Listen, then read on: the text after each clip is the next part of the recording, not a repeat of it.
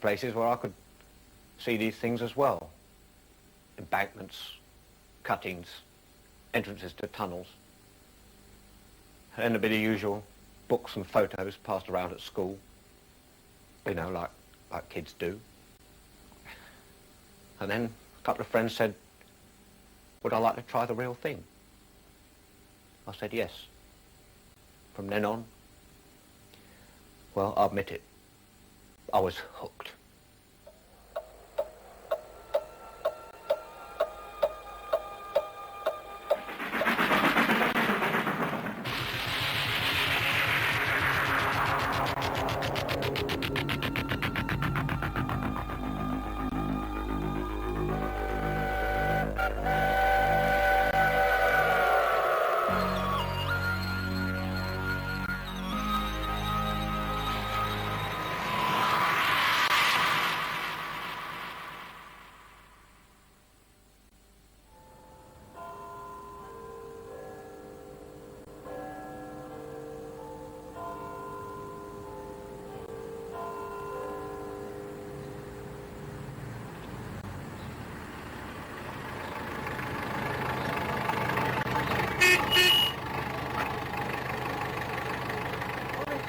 I must say I do like railways.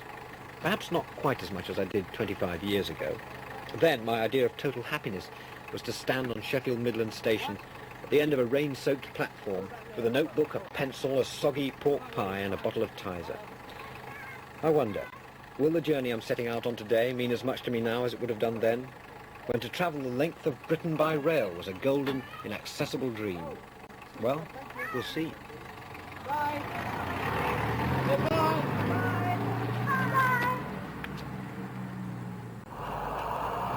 I'm going to Kyle of Lochalsh in northwest Scotland, and I've decided to go all the way by train, just because it's still possible, I suppose, and to find out if there is anything of the train spotter left in me.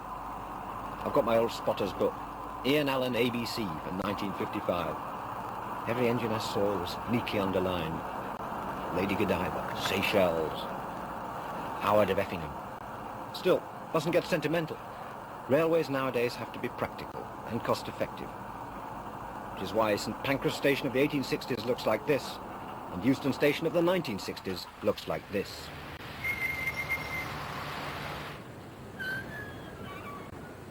Euston always reminds me of a giant bath. Lots of smooth, slippery marble and glass surfaces so that people can be sloshed quickly and efficiently around. All 65,000 of them daily to 200 destinations from London to the north of Scotland. For the 12:55, calling at Stafford, Crewe, Wilmslow, Stockport and Manchester Piccadilly. The booking car is situated in the centre of the train. You're not encouraged to linger in the new, streamlined Euston. That's why there aren't any seats. They don't want people sticking to the sides of the bar. You just check your ticket and off down the plug hole.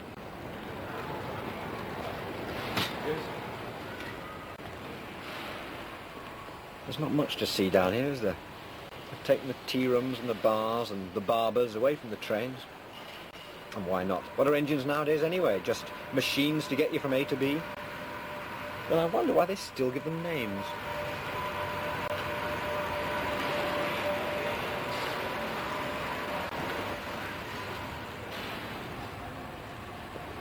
There's one other reminder of the old-style railways still left at Euston. The Manchester Pullman. Last survivor of luxury travel. For first-class fare plus a bit more, you can still get pampered with waiter service at every table throughout the journey.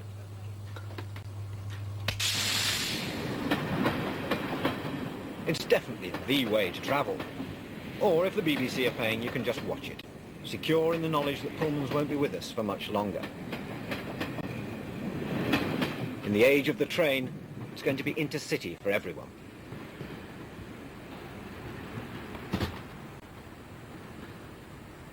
The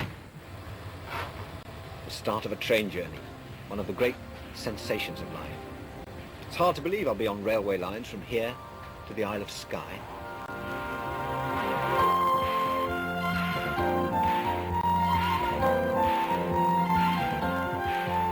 It's a pity they don't call trains like this expresses anymore. Now it's all service on a network. But they have tried to keep the human touch. Pretty well welcome you to the Euston to Manchester Intercity service. The reason for the 7-minute late start from Euston this morning, they had not got a guard for the train. Personally, I'm not on duty until 10:30, but I happen to be at Euston a bit early. Yes, please. I think so. I need something. It's going so slowly today. Like a The sandwich? Max Trax. No, I'll just have the coffee, please. It's 21. 21. How many more trips you got to do today on this train? 2. 2. So you got to Manchester and then back down to Euston again. Do you? No, go back to, from Manchester, go back to London, then back to Yeah. Liverpool. What time do they start in the morning? Quarter to 6. Well, that's when you have to get to the train, when you have to get up. Yeah, Really? Quarter to 6. 4:30 to get Right. up. Oh, well, the coffee's good. There's nothing in it. Along this stretch was set one of British Railway's many world records. The record for lifting large sums of money out of railway trains. In 1963, the night mail was relieved here of £2.25 million. Enough for 600,000 away days to Brighton.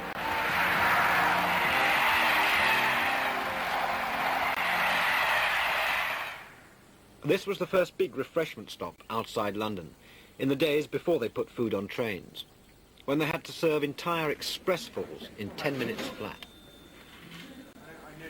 A large brown Windsor. Can you read the two, please? Devil kicked, please. Got them muffins? 18 teeth, quickly. Crate of stout and 24 glasses, please.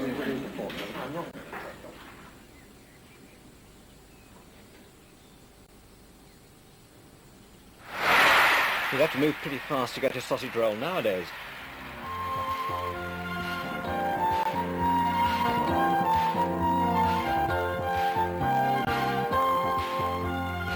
A 100 miles an hour now as we pass the Grand Junction Canal, built 33 years before they opened this railway.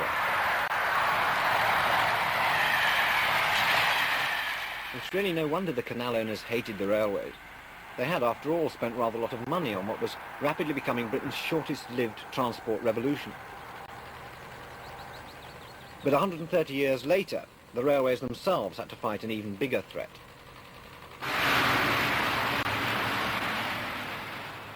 Who needed crowded, unpunctual trains when you could drive from London to Birmingham in a couple of hours? But now the M1 itself is overcrowded, and with the canals undergoing a popular revival and the railways electrified, the talk's all of an integrated transport system. So nobody won. Someone once told me that engine drivers are unofficially instructed to go to full speed whenever they're running alongside a main road. It's a nice story. Crewe, a train spotter's dream. In 1841 it was one farmhouse. Since then, Crewe has built thousands of locomotives and miles of rolling stock, and in common with other great railway towns like Darlington and Doncaster, runs a football team that's almost permanently at the bottom of the 4th Division. Despite the horrors painted by the early opposition to railways, of hens ceasing to lay and pregnant women miscarrying and pheasants dying before they could be shot, technological progress in the early 19th century was unstoppable.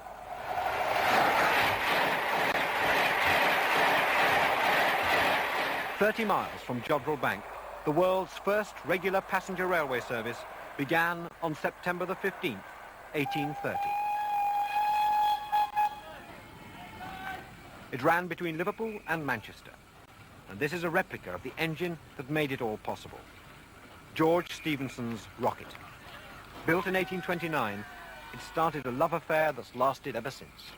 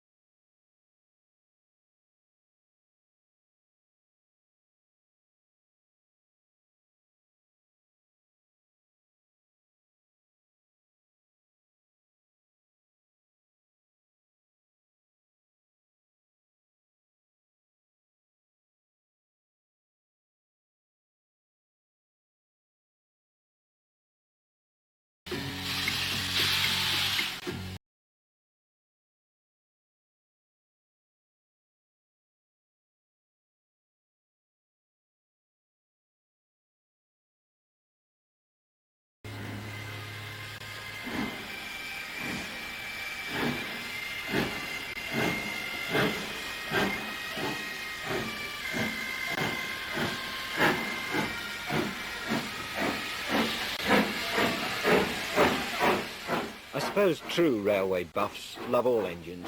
Short, fat, squat, long, rumbling, smelly diesels or swiftly silent electrics. But most of all, they love steam. And the most famous steam engine of them all is Flying Scotsman.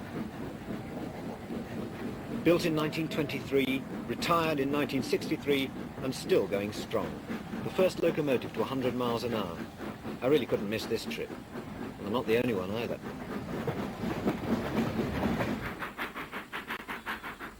She's like an old film star now. Everything she says is faithfully recorded. Every inch of her body explored by 1,000 lenses. Is it just us who are like this? Train spotters in Sicily? Do Belgians go misty-eyed at the thought of seeing the 1216 to Antwerp? Do Swedes save up all year for a Hasselblad to photograph a Stockholm to Gothenburg coal train breasting a 1 in 57 gradient?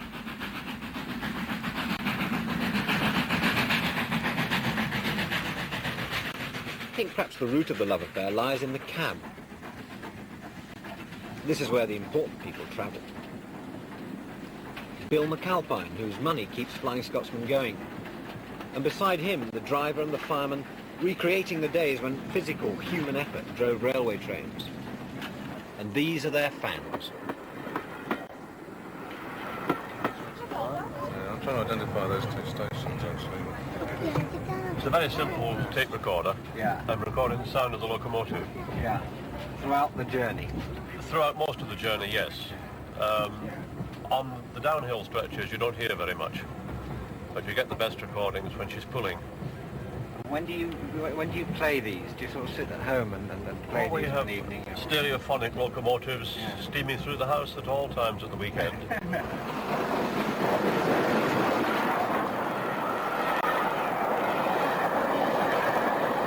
Well, I think it's great to be able to travel on a train like this, the Flying Scotsman. I'm 71 years of age, and this is my only way of travelling in my younger days, was travelling on steam trains. And I think it's one of the nicest days I've had out today. It's brought back memories, great memories too.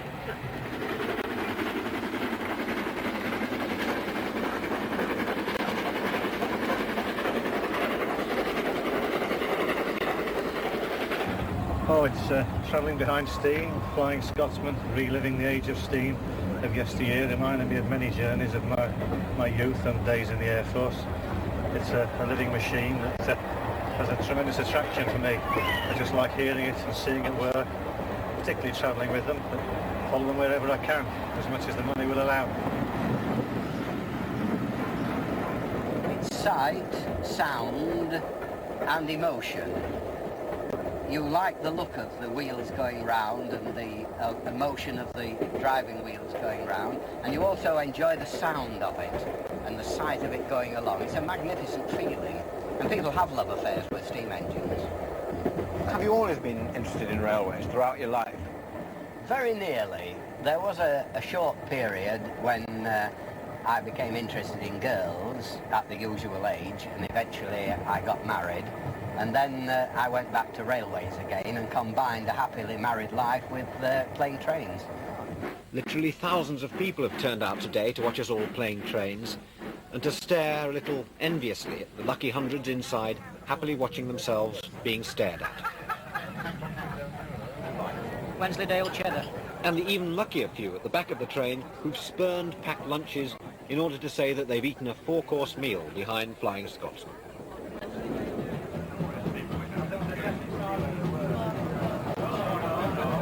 What could be nicer than sipping large gin and tonics through the Yorkshire coalfields? I've been queen for a day. Now I know what our queen feels like. All these beautiful people and their joy on their faces when they saw us coming. It's tremendous. What has happened? We've forgotten all about the steam train, haven't we?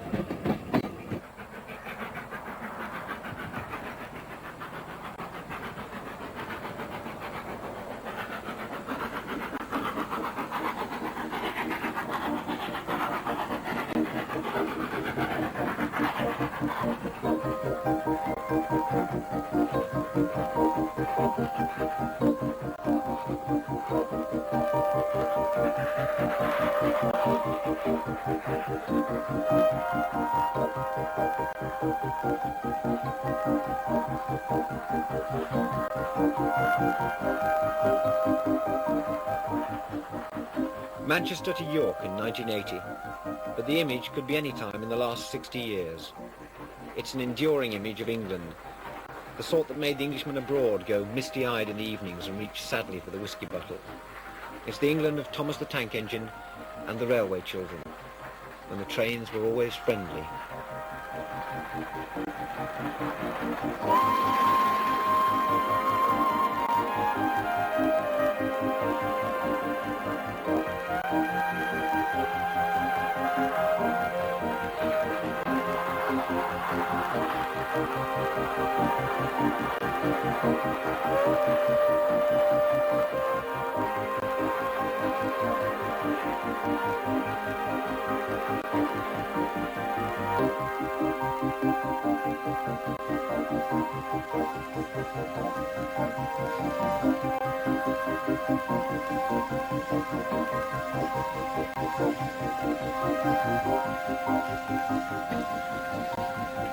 So the Scotsman, having satisfied her faithful audience with yet another Oscar-winning performance, strolls in rather leisurely fashion to a curtain call at York.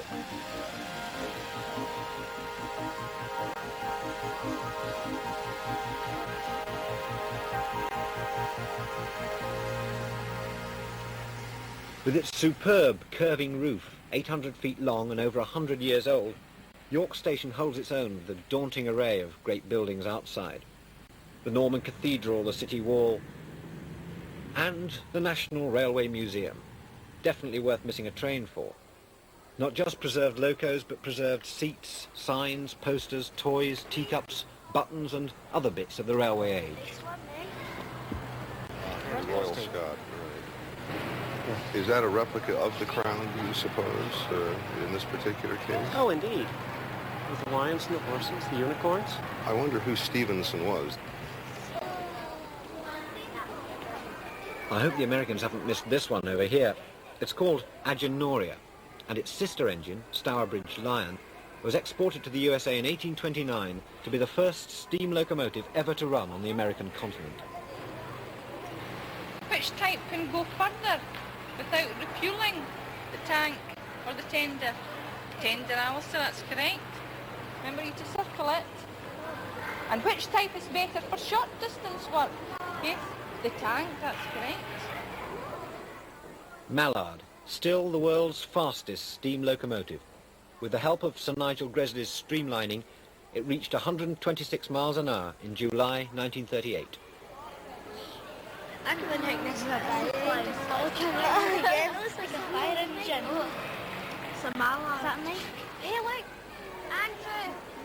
Look in there. The golden age of steam is preserved here, in aspect perhaps, but with care and love and respect. Not all Britain's steam engines were retired quite so gracefully.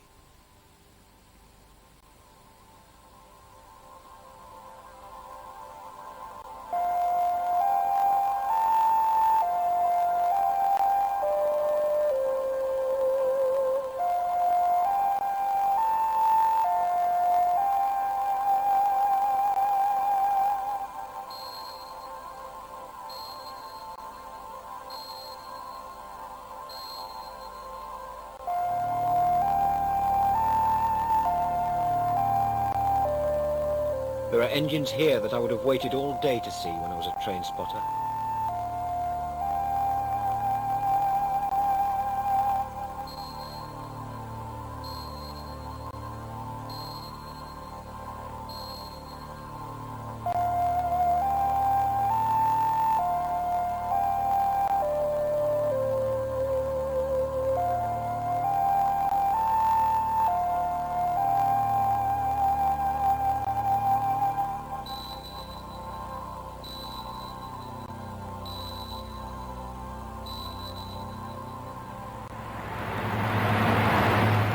Celtic, one of the big diesels built to replace steam in 1962. They still go through York, and I could have caught one to Scotland, but I wanted to see what railways are like away from the main lines. Well, some of them have been dug up, like the one I wanted to travel on now between York and Pickering. The end of steam also meant the end for 5,000 miles of track sacrificed by Dr. Beeching in order to save the rest of the system. But not everyone let their trains go that easily. It was just a big heap of rust with no copper pipes, no fittings, absolutely nothing. It was just rust, no paint or anything. And did you have to get These are the workshops of the North York Moors Railway. It's hard to believe what's going on here. It's like being in a time warp. Yeah. And what actually goes on in here? Is this where they're sort of put together and taken apart? That's right, yeah. Now, amongst other things, you're obviously taking the wheels off this locomotive. Why are these being removed? Well, they're getting slightly worn now. Yeah. Obviously, metal on metal wears eventually, and they've been taken out to be turned. Yeah.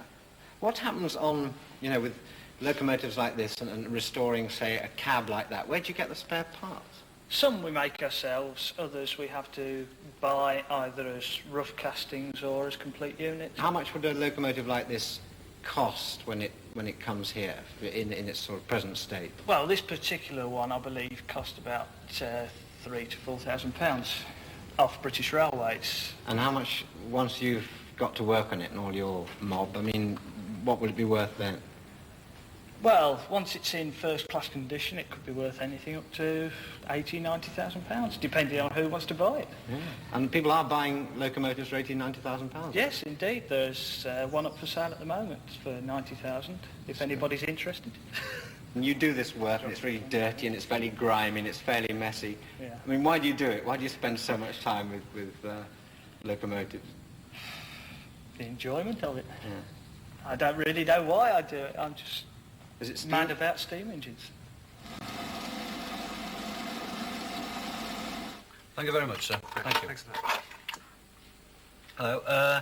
To the end of the line, please. Where's that? Gromont Junction. Gromont Junction. A single? Yes, please. How far is it? 18 miles. Ah. Don't go anywhere near Edinburgh? I'm afraid not. Oh, No. OK. Let's take that.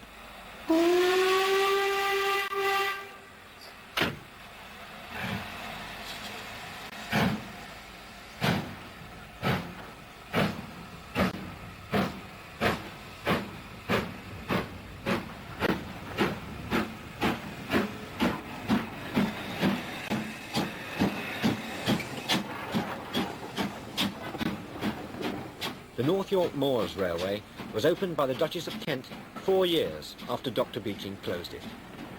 There are 67 other privately owned lines in Britain, and between them they've saved 300 miles of track and nearly 500 steam locomotives. This is also one of the oldest lines in the country, engineered by the same man who built Rocket, George Stephenson.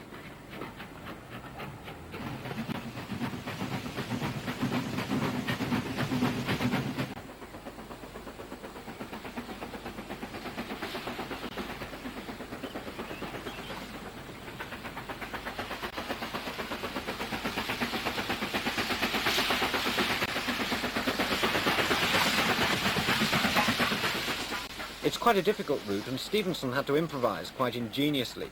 For instance, when it came to carrying the line over marshy ground, his solution was to stitch animal skins together, fill them with ballast, and literally float the line on top. It still works, and still carries passengers. We come up twice a year, the beginning of the season, about end of May, June, and then August, September time. The season? What's that, the railway spotting season? Yes, and also the holiday season as well. We don't get so many holiday makers, you know, it tends to be quiet. Is that regularly? Twice a year? Twice a year, every year. How many years have you been doing that? About 16. Really? Yes. Why, I mean, is it just this railway that draws you, or all railways? Well, we sort of combine a holiday in Whitby, Robin Hood's Bay with the railway as well. Yeah. But we go train spotting all around the country during the year as well. One bonus for me on this line is the sight of my favourite steam engine of all, the Stanier Black Fives.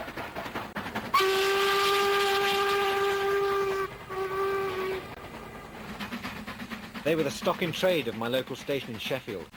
Unpretentious, straightforward and hard-working.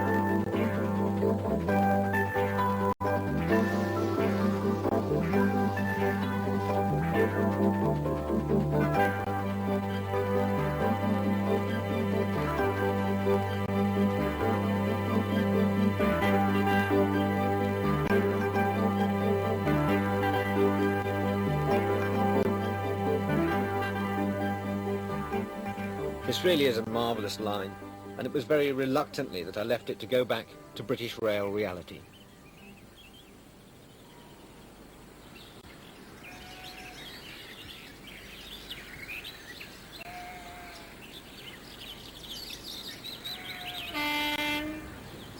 Ah, the familiar cry of the lesser-spotted DMU.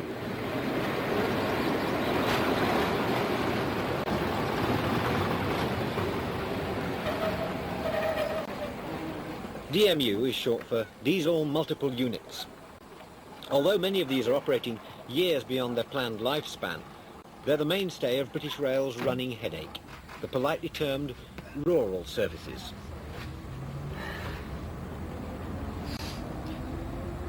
Mind you, if we're going to have a national rail network at all, then it's lines like these that have to be kept alive.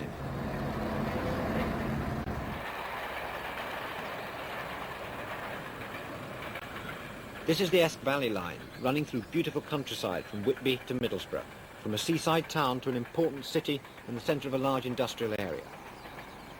Its closure was recommended by Beeching, but it survived. There have been plenty of closure scares since up here, and these country lines outside the world of the intercity network have never been allowed the luxury of feeling secure.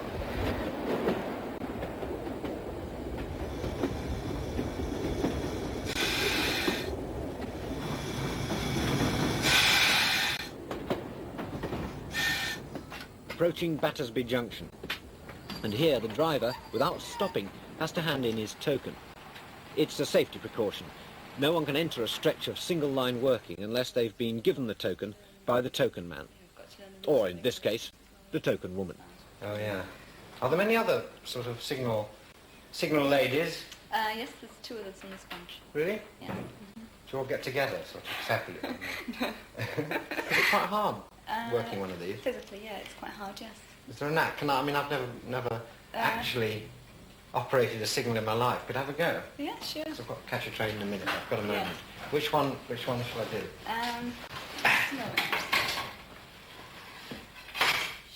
Whitby Branch Passenger Dock, FP Dock.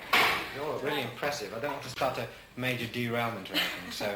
Right, if you put number three? Put number one. No, number one, yeah. Right. So what do? Just let this off here, and then... Oh, I see what you mean. Oh. Not very elegant, was that, really? Right, again.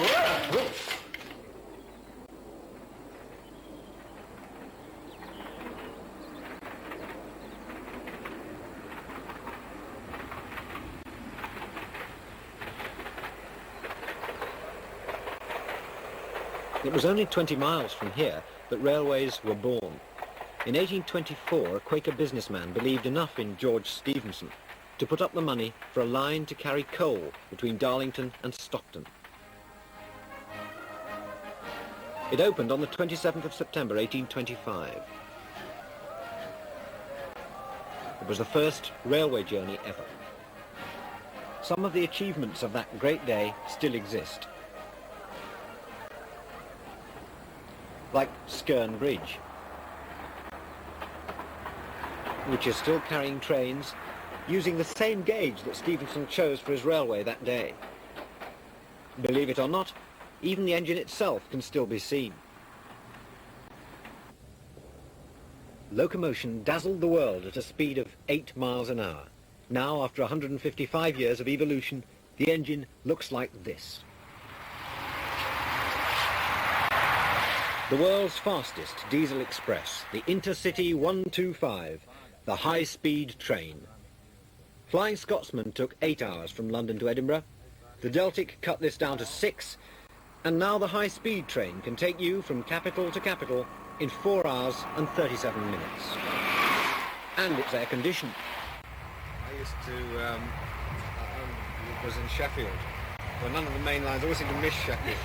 So there was about 8 engines that seemed to come through, or that was all we had, just in various sort of permutations. But it was, it was lockout. It was so good.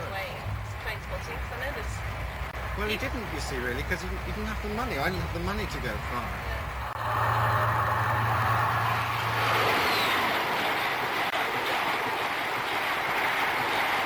The sort of places I'm going to on this journey and staying in hotels which look right out over stations. I mean, absolute dream, you know, going to the moon if it was a train, so you just sit up in the hotel room with a book.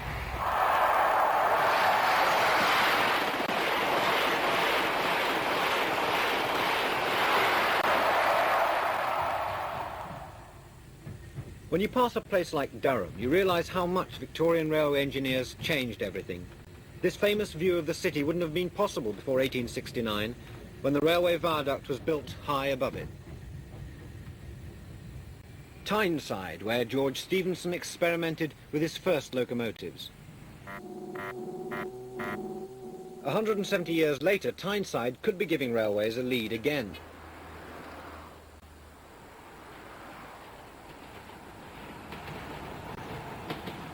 This is the Metro, Newcastle's gleaming new local railway system, equipped with the very latest in computer controls, electronic surveillance, vandal-proof stations. Control to 102, confirm your position, over. If it all works, it could do for local railways what high-speed trains are doing nationally.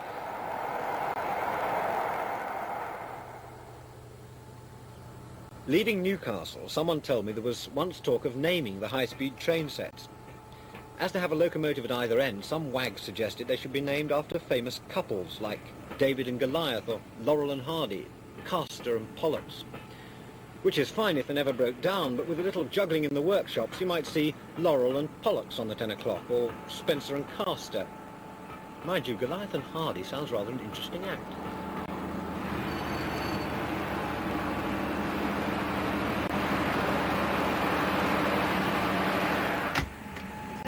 Still call it the footplate. Well, the younger end would prefer to call it the cab. They're accustomed to anything else, but the older end, it's still the footplate, isn't it? We still refer to the footplate. Sometimes the cab. Is there a very different sort of spirit to driving these HSTs now? I mean, amongst the men, because I would imagine with firing and driving a steam engine, it's very much sort of feeling of teamwork and getting it through by your own sort of sweat and muscle. Oh, there's a big thing to say for that. You know, say you've got an engine which wasn't steaming very well. Yeah. I wasn't, you know, I mean, these things, you just open the throttle, you can't see if it'll not do it, well, that's it. Yeah. But you've got an engine that wasn't steaming very well, because different steam engines have different characteristics. Yeah. Some you had to fire with a big heavy fire. Yeah. Others you had to fire with a very light fire. Yeah. See? Now you'll notice, as we approach a green light, about 200 yards this side of it, you'll hear a bell. Modern signalling is more difficult than the old signalling, because you will take dark or fog, all you can see are green lights. Yeah. So a green light is a green light is a green light. Yeah. With the semaphore signals, they all have their own characteristics, haven't they? You know, this gantry meant you were passing so-and-so, this gantry meant... A green light's a green light. Oh, I see. The individual gantry meant you could relate that to the place you were passing. They have to know exactly where they are in fault. You see, regarding landmarks, not only what they can see, what we could hear, what we could smell, now we're cut off from the outside world apart from the speed of it. But that all sounds as though it's a rather a dull job now, being an engine driver. It used to be the envy. Everyone wanted to be an engine driver. I mean, is it more boring now? Oh, no, I don't. It's not that boring because you've got something to do all the time. I mean, if I miss that press my foot there when that goes, the brakes go on, you see, you've only got a second and a half. Yeah. Same as with this one. If that one goes, you've only got a second and a half to press that. If I don't press that in the second and a half, brakes go on, you can't get them off. It takes 2 minutes. Oh, really? That's right. So that's the fail-safe system, that the brakes will go off. If you don't correct any of these devices, the train will come to a halt and stop for 2 minutes. Yeah. And now we're speeding up a bit now. We're getting up to... We're getting 100 miles an hour. 100 miles an hour stretch this. Yeah.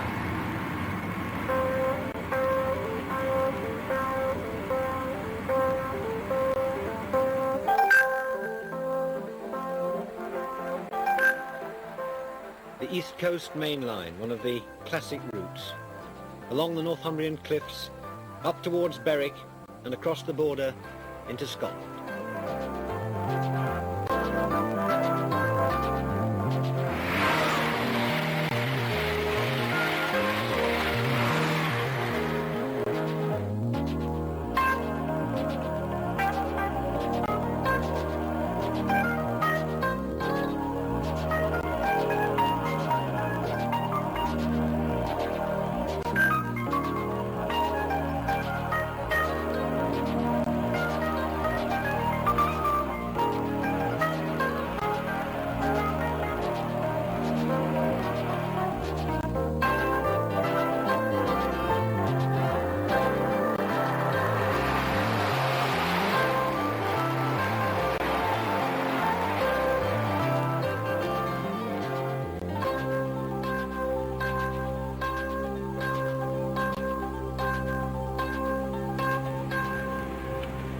And so, at last, to Edinburgh.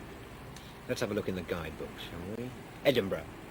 The Athens of the North, home of Burns and Scott and Robert Louis Stevenson, of Princes Street and the Royal Palace of Holyrood, nestling beneath the extinct volcano they call Arthur's Seat. As if inspired by the castle above them, Edinburgh's buildings strive for an impression of grandeur. Ah, this sounds good. The railway hotels are amongst the finest of them. The Caledonian at one end of Princes Street, and at the other the noble North British, where the weary traveller can get his first taste of the graciousness of this fine city. 392 miles from London, 262 still to go. Won't be a high-speed train through the Highlands, though, probably a couple of Class 47s. Well,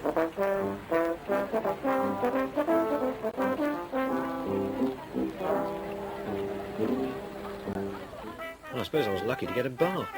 It's festival time here in Edinburgh and the place is packed.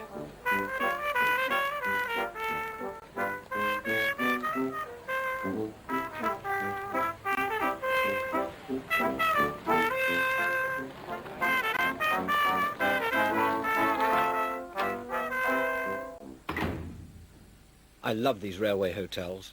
They reflect confidence on an epic scale. Nowadays we're used to people apologising for the railways. But when this was built in 1903, the big railway companies spent money like water, secure in the knowledge that they had transport absolutely sewn up. The result is corridors big enough for cricket matches, stairs wide enough for Busby Berkeley musicals, and a lobby big enough for the Battle of Culloden. At this time of year, there are 335 people cleaning their teeth every morning at the North British, and the trouser pressing service is going berserk. Everybody wants to be out doing things and seeing things. I've got a clock that wakes me every morning for my train. A show full of sparkling drive, thank you. I have removed the worker card, which leaves her unemployed. You've got money, you've got rain, you've got power. Bowsters, you're the leading man. Surely this must be your finest hour. The choice of where to go is almost impossible, unless you're a train spotter, of course.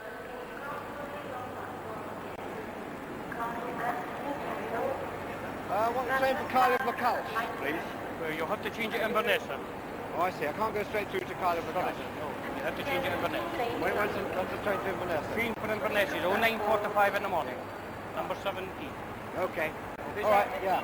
Thanks very much. Thanks a lot. Cheerio.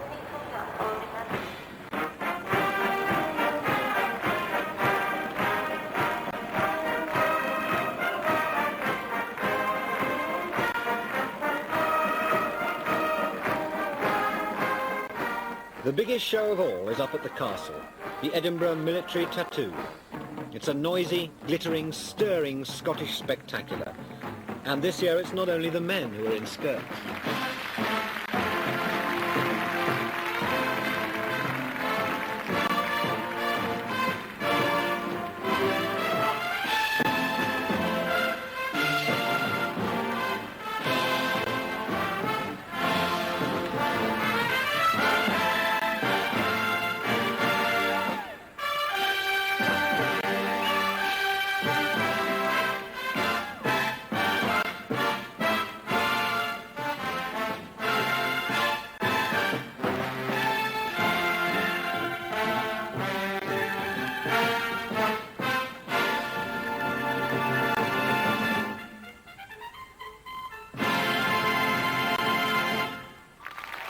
Mind you, I didn't hear a thing.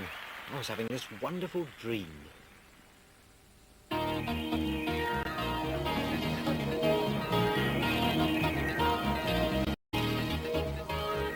Even in the age of Concorde and moon buggies and microprocessors, I defy anyone to be unmoved by the Forth Railway Bridge. It was built at the end of the last century. And if you want to make one for yourself, the recipe is 54,160 tons of steel, 740,000 tons of granite, 48,400 cubic yards of stone, 64,300 cubic yards of concrete, 21,000 tons of cement, and 6.5 million rivets. And all this was built in an age when the only alternative to railways was a horse and trap.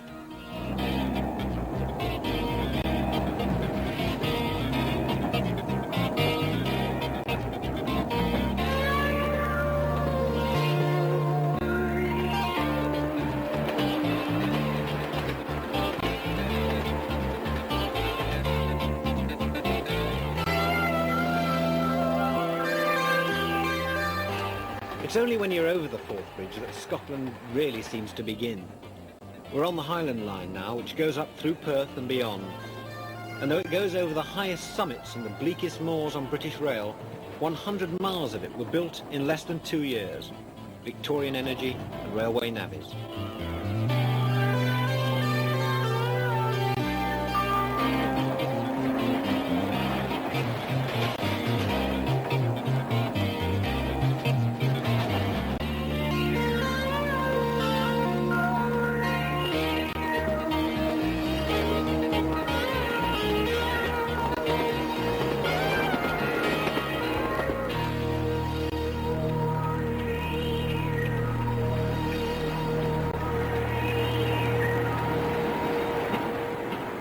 Inverness.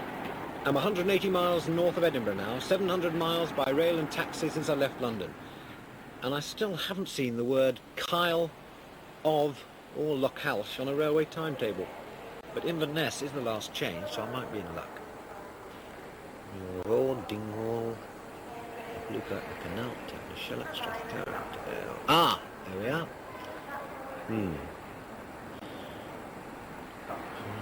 Oh. 4 hours to kill.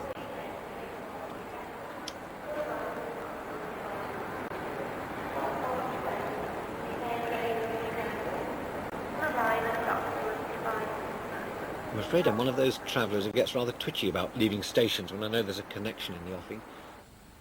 But 4 hours is 4 hours, and I think it's probably good for a railway filiac like myself to occasionally tear himself away from trains, do a bit of sightseeing, buy a souvenir of old Inverness, and generally see what normal people do around here.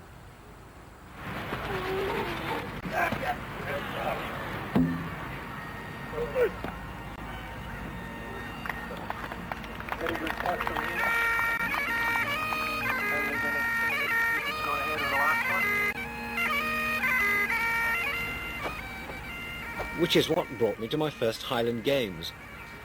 I always thought they were huge affairs, but this one's quite cosy, really. It's a local occasion, very friendly, but they do seem to have 20 or 30 events going on simultaneously, which looks a bit dangerous. I don't know how many Highland dancers get killed by flying hammers in a year, or tug-of-war teams decimated by shot-putters, or spectators squashed by freshly tossed cabers.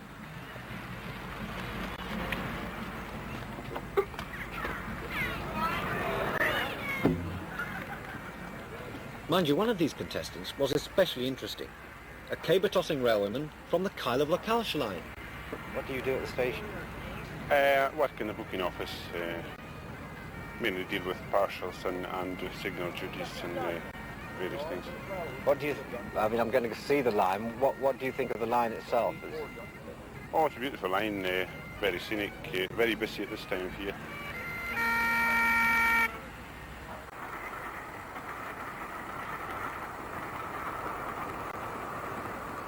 The railway to the Kyle of Lochhalsh.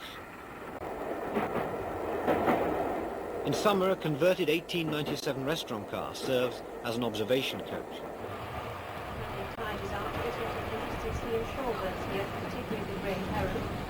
On the right-hand side, we have the Black Isle. Now, the Black Isle got its name from when the Norsemen came over here. They stole and plundered, and before they left, they burnt everything behind them. Here, devotees of fine landscape can see, and courtesy of a special British Rail guide, hear about the passing delights. Beaulieu got its name when Mary Queen of Scots stayed here a night, and when she awoke in the morning, she remarked what a beautiful place, coming from the French word Beaulieu, meaning beautiful place, so hence its name Beaulieu. Yeah, it's a grand car. May I have cars that are as luxurious as this in the States? I've never ridden on a train in the States. You've never ever been on a train in the States? Jean Mackenzie, on the other hand, has been travelling this line since the year it opened, 1897. I went in a ferry boat to a big, one of McBain's big boat, and took me to Stroll. And then I went on to Inverness and Glasgow. Oh, and this, when was that? How many years ago? Oh, that was when I was 14. How old are you now? Oh, there. Yes. I'm only 99. Only 99? Oh, a slip of a girl. Oh.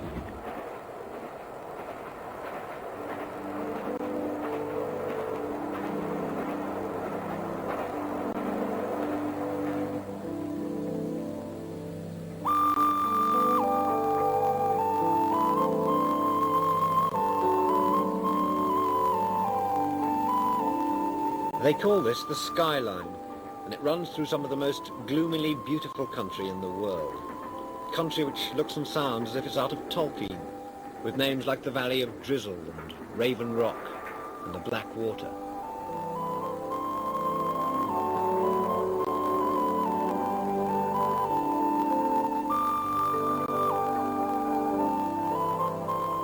The lochs and lonely crags and empty moors it passes through are thick with legends of giants and beasts, and one particularly fearsome witch known in the trade as Hairy Agnes.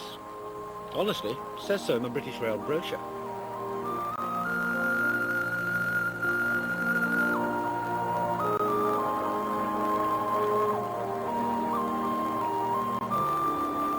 The last 10 miles to the Kyle, which looked so deceptively idyllic, took 4 years to blast out of solid rock.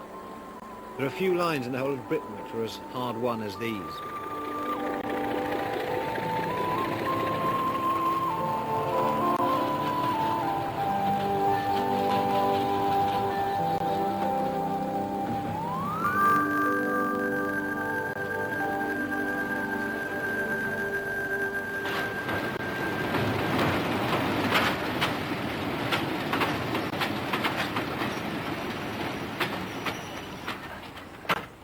Then quite suddenly we're at the end of the line, the end of the journey. In 3 hours and 10 minutes we've crossed Scotland from the North Sea to the Atlantic. Along the station dozens of backpacks rise into the air like a medieval army preparing for battle. This is, believe it or not, Kyle of Lochalsh. And there, 785.5 railway miles from Euston, is the Isle of Skye.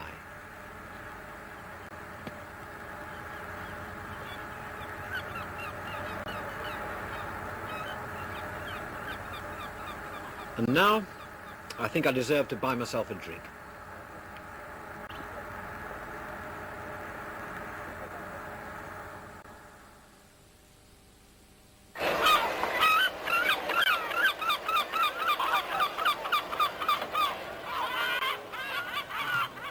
Good morning, sir.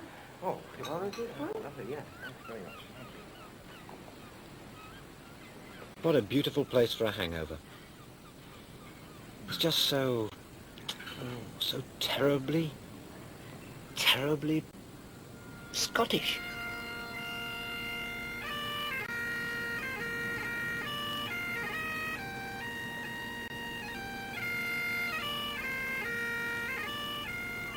Still, I suppose I didn't come here just to look at the scenery. Kyle of Lochalsh, there at last. Going to collect it after breakfast. It's not that I want to go, but I've got an appointment by 10 o'clock. Now, if they ever do a series on great breakfast table views of the world, how about this one?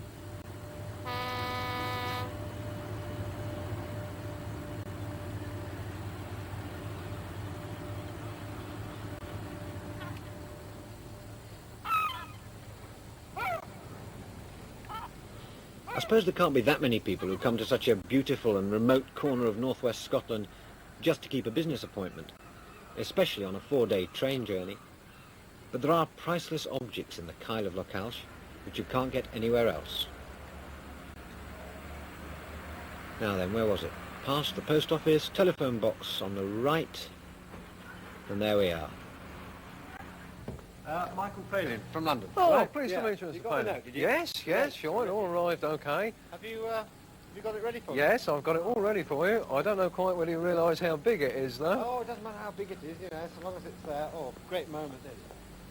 There we are. Oh, that's fantastic. Yeah. That's beautiful. It's big, isn't it? It is a little bit, isn't it? It's getting the bedroom wall, but this is Oh, I getting think another 3 houses. that's it. Oh, great. Well, how am I going to get this back?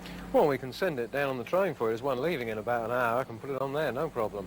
Well, the thing was, I wanted to go on the other line, the West Highland line. Oh, I haven't yes, been on it, yeah, 'cause I've yeah. done this one. Yeah. So how do I get to the West Highland Oh, line? just go over on the ferry to Calacan, and you can get a bus from there to Armadale. Then you can get the ferry from Armadale across to Mallaig and pick the train up there, down through Fort William to Glasgow, no problem. Great.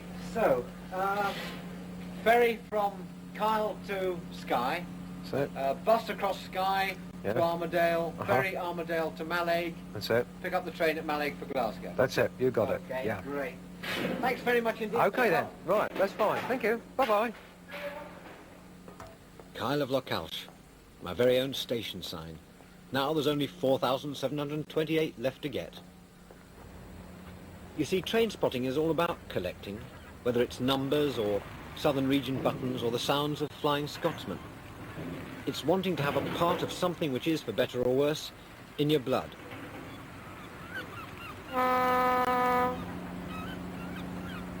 I've discovered on this journey that my love affair with railways never really did end, and I don't suppose it ever will. Now, where are we going? 560 miles back to Eust, through Fort William, go past Ben Nevis, over Glenfinnan Viaduct, right across Rannoch, past the highest station in Britain, and past Loch Lomond.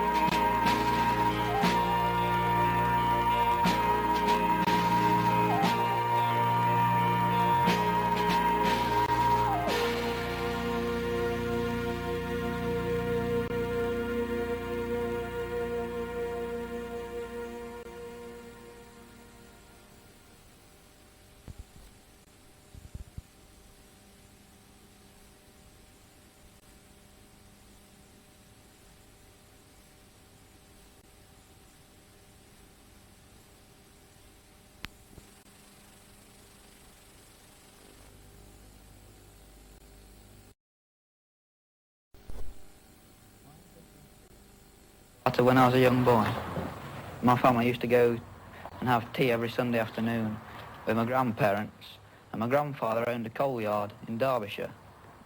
And while my mother and my grandmother made the tea, grandfather used to take me over to the railway, which was very nearby, because his colliery was connected with the railway. At the station, he knew the signalman, and this is, I think, how my interest in railway started. I can remember the signal box and the station, some of the trains going by. I started with the railway 3 years ago as a cleaner in the locomotive department. After spending almost 3 years as a cleaner, I got promoted to pass cleaner, which is a sort of reserve fireman. And I'm at the moment taking my firing exam, so to become a full fireman. Right, Jim, if you'll light some of this paper up and throw it down that side of the firebox and just let it get burning nice and merrily, then you can throw the oily rags on top of it. Start with a little piece, screw it up into balls to start. The firing exam is in 2 parts. There's a written part, which examines you on rules, make sure you know the engine thoroughly, and on various procedures on what would happen if something went wrong. And there's also a practical part, where you're examined by a British Rail locomotive crew inspector, and he makes sure that you are competent to do the job. That's it. Throw it through, if you can get it about halfway down on the right-hand side.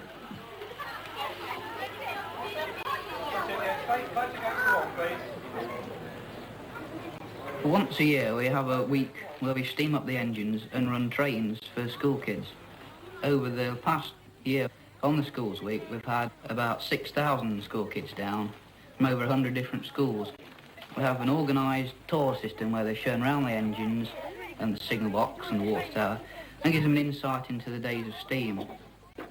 Do you know an interesting little point about this engine, Joe? It's called Mayflower, and it's named after the ship that took the Pilgrim Fathers to America. And it was shedded at Boston, where the Pilgrim Fathers and the ship actually sailed from before they went round to Plymouth.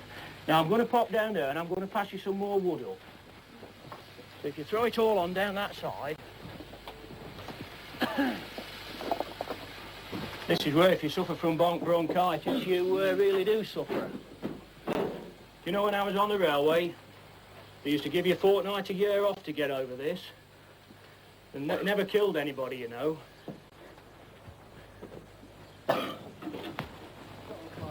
Right, that's not doing too bad. This is the water tower here, which we use for holding the water which goes into the tender of the engines. The tenders of the engines hold quite a lot of water. The one that called you today holds over 4,000 gallons in its tender.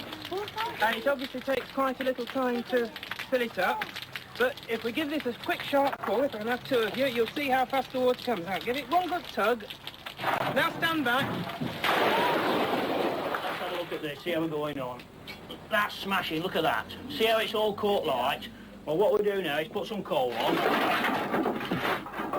That's it. Put some down the right-hand side.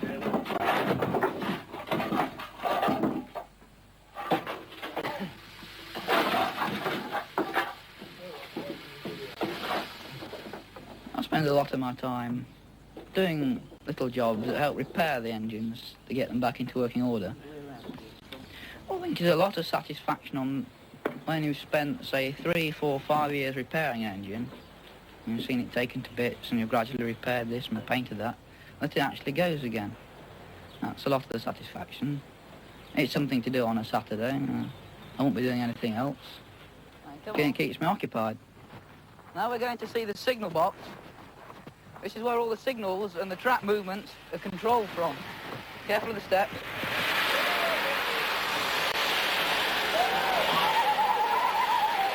Come on, kids, in. Come on.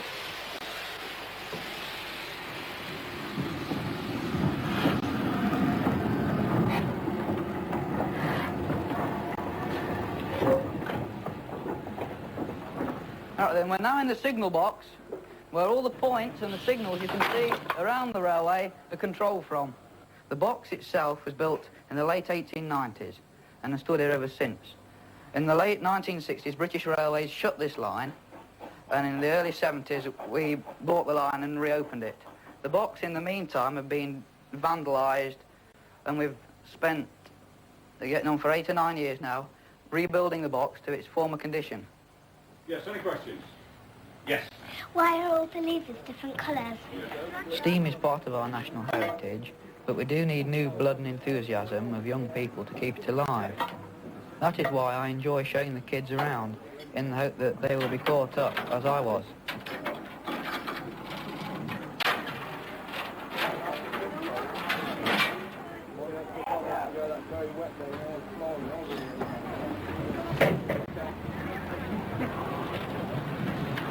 Right then, kids, this is the engine that will be hauling your train today. This engine was built in 1948 by the LNER, number 1306, and it's called Mayflower. This engine arrived at this particular railway in 1978, and we've spent a year repairing it, stripped it all down, checked it and repaired it, and it's now been working here for 3 years. The engine has to carry a lamp there, and the lamps are arranged in different positions to tell any person on the track what sort of train it is working. For instance, it has 2 lamps at the front and either side for express trains, but only one at the top for working stopping trains. Some of the children who come down in Schools Week have never seen steam trains before, and we hope by showing them steam trains that they have an interest in them, and when they grow up, perhaps some of them will come back and help us, so we can keep the steam age alive for generations to come. Did you see the pipes where the steam comes from? Look at the sides of the wheels. Now the train at the moment, the engine's backing onto the train. Although my involvement with the railway is a hobby, we'll have to be professional about it, because although we may only do it 1 or 2 days a week, you are hauling people around at reasonably high speeds. So you've got to have an element of competence so that you don't put the public in danger. In this one.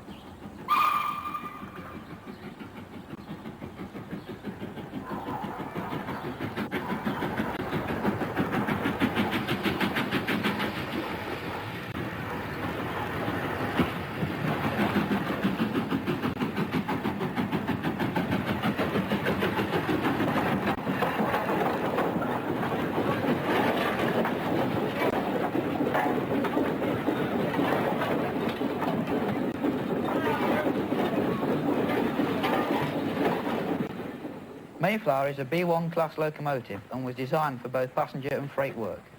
It was designed originally for wartime utility use, but proved to be so successful that eventually about 400 were turned out.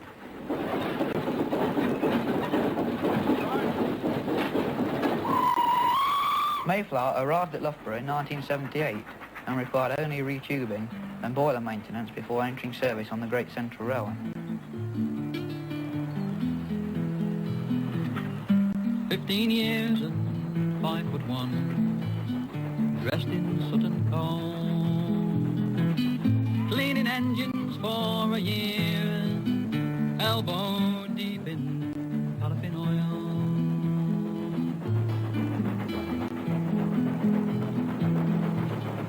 "22 and a mainline man, his trial has come and gone, and it's fill a boiler, watch the gauge, open the doors and shovel it on."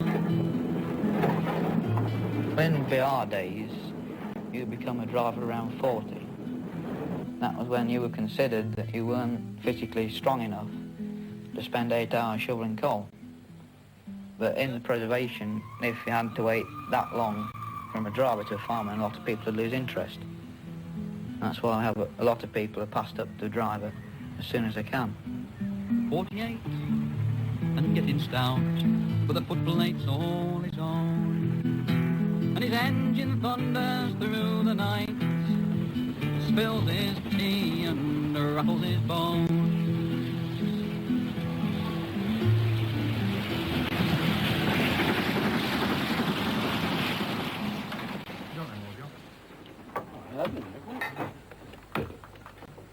One of the things I enjoy when coming to the railway is listening to the old BR people talking together, recounting their days working for BR, when BR used steam engines, and telling the tales of what happened in days gone by.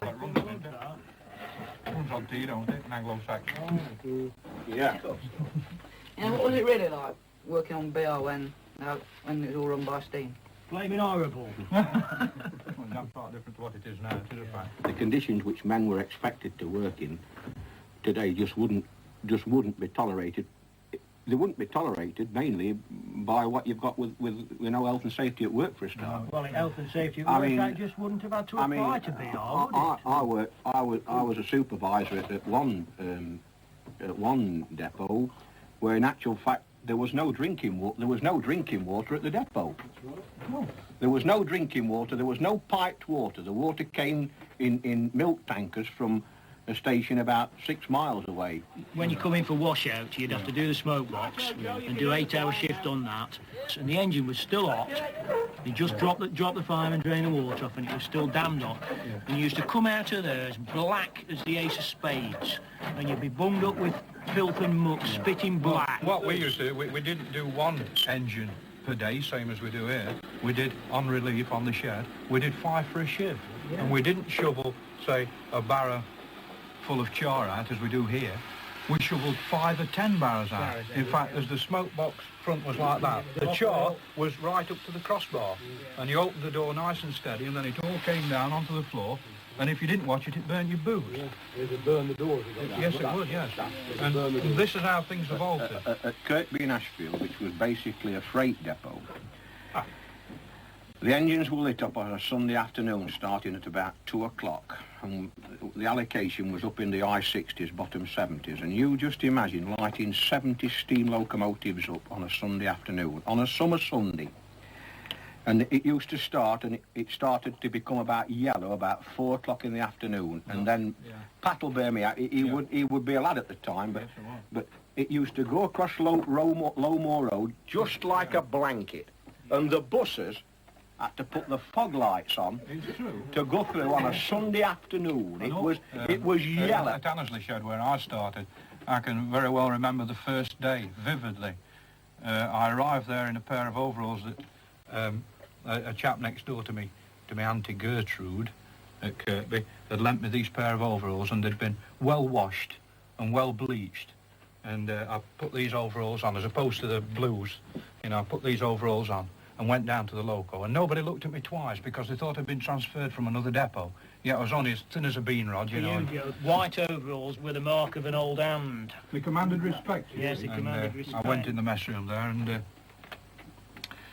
after about an hour and a half, nobody seemed to rush about a great lot, wondering where I'd gone, because there was no one else had started with me.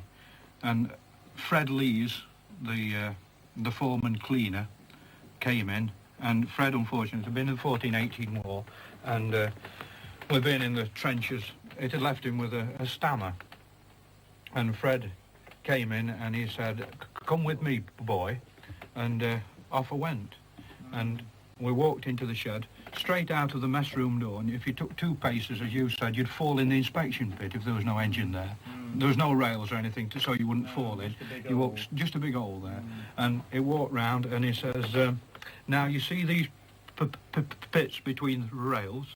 I said, "Yes."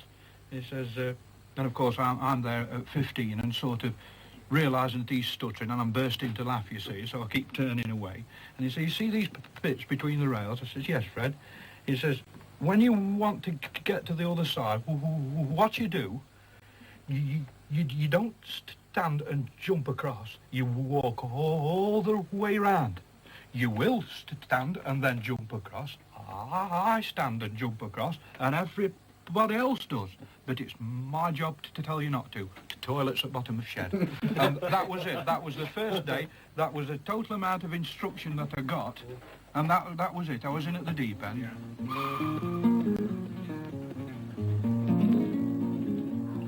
When the signals were green, did you sit by the line and watch for the fire in the sky? Then a scream and a roar and a shivering ground, and old Oliver Cromwell goes by. Did you fancy a hand at the throttle and brake, with the steam driven into your soul? Or to stand with the driving wheels under your feet and shovel the mountain of coal?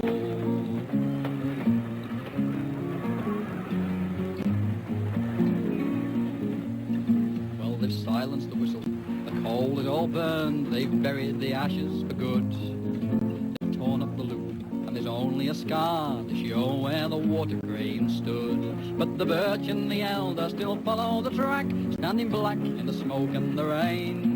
And the poor little sheep with the smouldering back runs away at the sound of a train.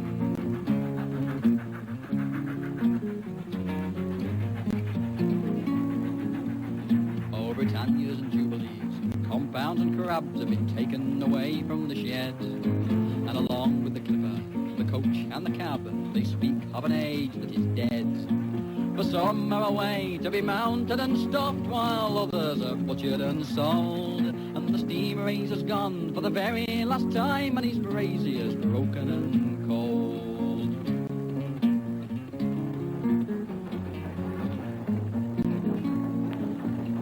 Well, I've given me kettle and me old tin can to a lad for a souvenir, and I'd trade in me shovel for 20 fags for the price of a bottle of beer. For the Scotsman has come to the end of his run, and Mallard is cold as the stone. Their story is over, the giants are dead, and the jackals are picking the bones.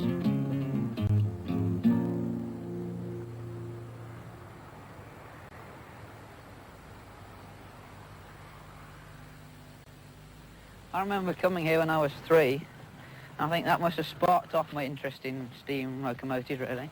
Well, of course, Dyewoodham Scrapyard at Barry is a sort of... One of my aunts lives in South Wales, near Cardiff, and about 15 miles away from Cardiff is a place called Barry, where a scrap metal merchant acquired, over a few years, about 200 steam locomotives he bought off British Railways. And when one of them was bought by a Preservation Society, he's kept the rest of them intact, or as intact as he can make them, and he sells them off to preservation societies. It looks a bit of a halt now, but what was it like when it was in working order? Well, they were rather magnificent machines, as really all steam locomotives were. I mean, they breathed fire and they gave a great impression of power and speed. They really were a third of a great team, the locomotive, the driver and the fireman. There's a poem I know called The Line and the Wheel, which I think sums up my feelings about Barry Scrapyard in South Wales. I'm not very good at reading poems, but here goes. Is this the end, the terminus of line, the buffer stops of railway care and pride? Here sunken sleeper, rusty rail resigned to weed and weather. Here men lived and died. This patient industry served neighbour well, helped shape his destiny through good and ill, carried his food when fire and furnace fell, repaired her bleeding tracks to serve him till. Craftsman and artisan were brothers here. They built the true and loved the perfect wheel. They held efficiency, right conduct dear. Theirs was a parent's love, a public zeal. These were the men who earned the lion's crown, who gauged the breadth of Britain, measured her length, who shied no obstacle but brought it down. Huge, strove, heaved, mastered, and won in the lion's strength. Joe, I can understand people of my generation who were brought up in this sort of steam locomotive era when the steam-operated railway was part of the everyday life. You went to school in a steam-hauled train, you went on your holidays in a steam-hauled train, you're all getting all nostalgic about this sort of situation. But you can't possibly remember those days. What makes you interested in them? I think partly Barry's responsible because, as I said, I've been here when I was 3 and been here almost every year since then, so that's had a marked effect, I think. Also, I've been on the narrow gauge railways and preserved railways around the country, and I think that those have had an effect as well. I like to have you know, like a hobby that I can, you know, get into and get involved in, and this is why, you know, I like to work on the railway. So your ambition basically is to be an engine driver? Yes, you know, I'm working my way up through the grades. A lot of the engines that Preservation Societies used are owned by the National Rail Museum at York. If you take them out, you have to have their engineer, John Bellwood, who's a friend of mine, standing by. And so he must know more about steam engines than almost any other man today. That's a bit quicker than it was in my days on the railway. Does it sadden you to see engines that have spent a lifetime working now rusting away in a scrapyard? Yes, it certainly saddens one side of me. I've got mixed feelings, I suppose. The railway enthusiast side of me certainly is saddened to see these, what are now literally hulks, rusting away when, not so many years ago, they were living machines. The other side of me, the railway professional locomotive engineer side of me, looks at them probably as saying, OK, they've done the job they were designed to do. They've now been superseded by something which is more efficient, cleaner, and hopefully better. Joe, you're a working member of the Great Central Railway, and that railway has been host for some 6 months or so to a very famous historic locomotive, the 1870-built Stirling single-wheeler, the locomotive that, you know, used to work the Flying Scotsman over 100 years ago. What's the general feeling on the railway amongst the working people like you about this locomotive and having the opportunity to see it working again? Well, we feel very privileged that we've had an engine that's not worked since 1938 working on a railway.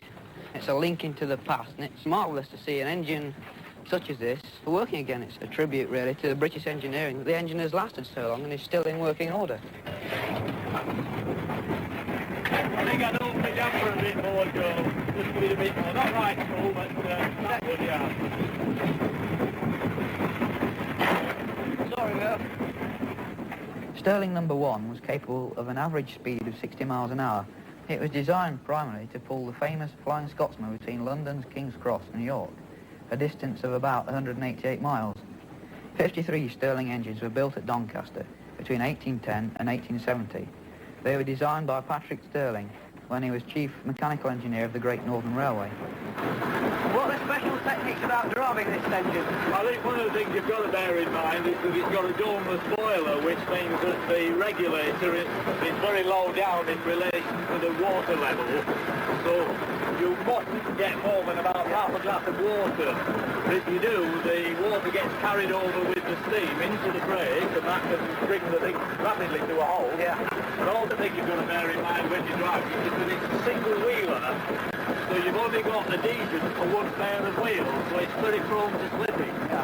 Well, I think the main thing you've got to remember was it was designed and built 112 years ago, so it's obviously not so sophisticated as the later one. It's got a load, so the fireman has got to be more skilled because there's much less margin for error. Yeah. What's the performance of this engine like? The performance is running very well. I mean, it's steaming well, which is the main thing. You ride and you can see basically like a carriage. Stirling No. 1 now is a property of British Rail's National Railway Museum at York. It has now completed its working stint with the Great Central Railway at Loughborough and will soon be returned to York. So all in all, it's running remarkably well. I hope I'm half as good as 112 years old. 16 now, and on the shed, carrying fire and sand, shifting clinker, raising steam, cleaning up and filling his can. 34, and now he's driving every other day. But times get worse, and the jobs go down, and back he goes on fireman's pay. I hope to be interested in the railway and still work on it, but as I'm going to leave school soon, when I'm 18, and then go on to higher education or a job, the situation might change. Or I find a nice bird, the railway might be dropped like a hot potato.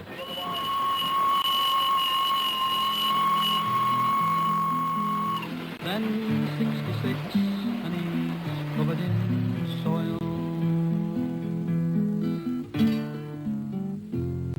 famous locomotive in the world, the Flying Scotsman.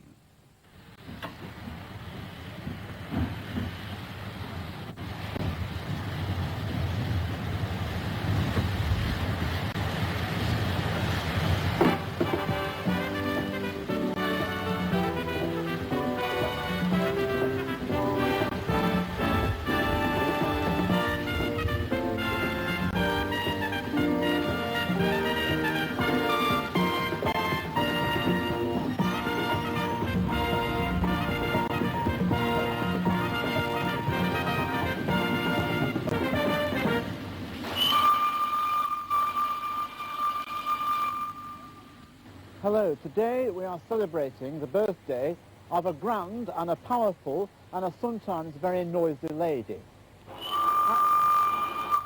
Thank you. I say lady, it's actually a man, and there's a Scotsman, it's the Flying Scotsman. She's 60 years old today, and she's in fine fettle. Whether it's a him or a her or even a big it is a big hit, and this is her birthday. Say to you, happy birthday to you. Happy birthday, Flying Scotsman. Happy birthday to you.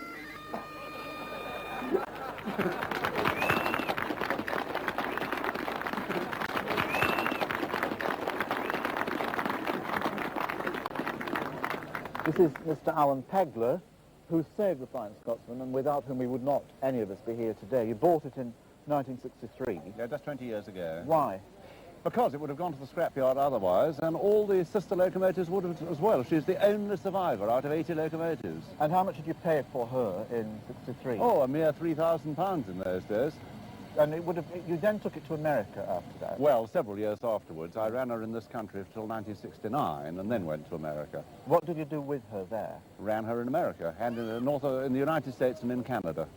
For, again, a bit over 3 years, 3 to 3.5 years. That was the kind of commercial venture for you? Not really. It was getting very, very difficult to run in this country, and I thought, well, if I can't run in this country, I'll run in the United States. Because there are Americans here today, and they're oh, very much so, yes.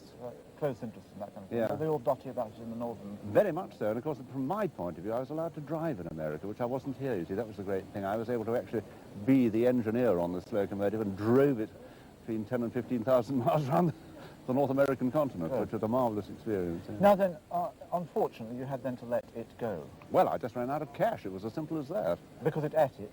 It ate it. The costs were much higher over in America than we thought they were going to be, and we got involved in other people's bankruptcies, and eventually it ended up in mine. So that was the end of that. And you were rescued by whom? Bill McAlpine. And bless him, I mean, he did the most wonderful rescue operation and has enabled me to keep in touch with the locomotive over the years since.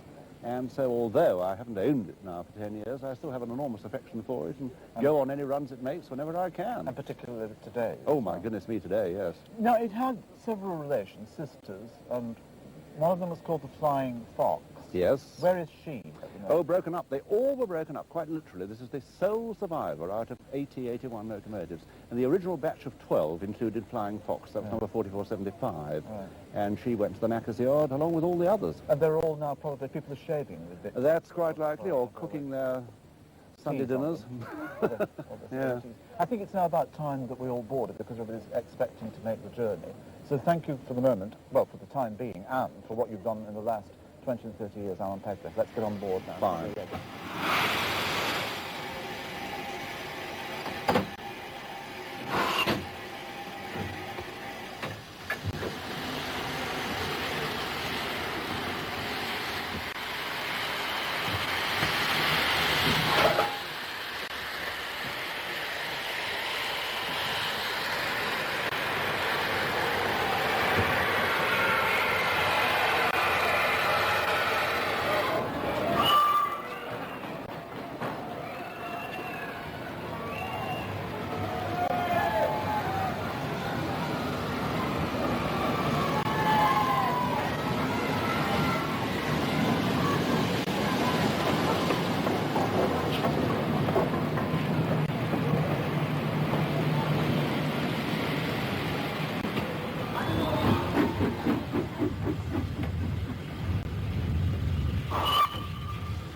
Now, when you're driving a steam train like this, you too are the masters of your own train, aren't you? Oh, yes, yes. Captains of the ship. But it's not like that when you're in a diesel. No. You just open and shut it and that's it. Yeah. And you were kings of the road before when you were... Oh, yeah. When you were doing Yeah, he was someone. Somebody big. Well, other people never thought so, but you did. And did you make this your home? Yes. You spend most of your life on a footplate. What did you use the shovel for? Oh, bacon and eggs and... Sausage and tomato? Yeah, they always taste much better. 3 o'clock in the morning, it was lovely. And you really put a fried egg on there? Yes. Shoved it in? Yes, yeah. Just put it in, get it red hot, blow it and put your bacon in. I often, when on these jobs, I often wore a pair of shorts under my overalls. What did they think when you drew into the station with this rather underdressed fireman on board? No one ever took any notice. Oh, that's a shame.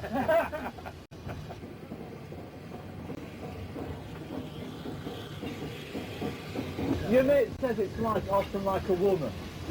An engine is like a woman.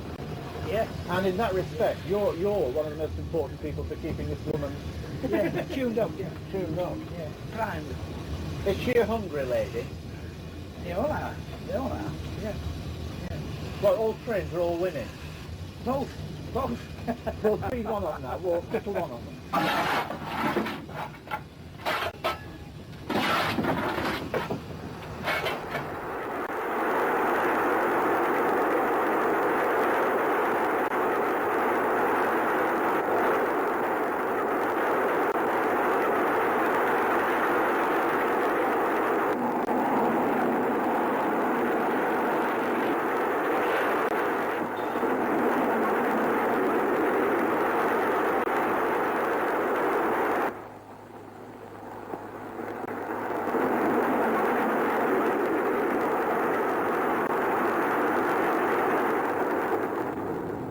But now the Flying Scotsman is well and truly on its way, and we've moved down the train to meet a bunch of, I don't know, extraordinary, or maybe ordinary people, but I think they're probably extraordinary people.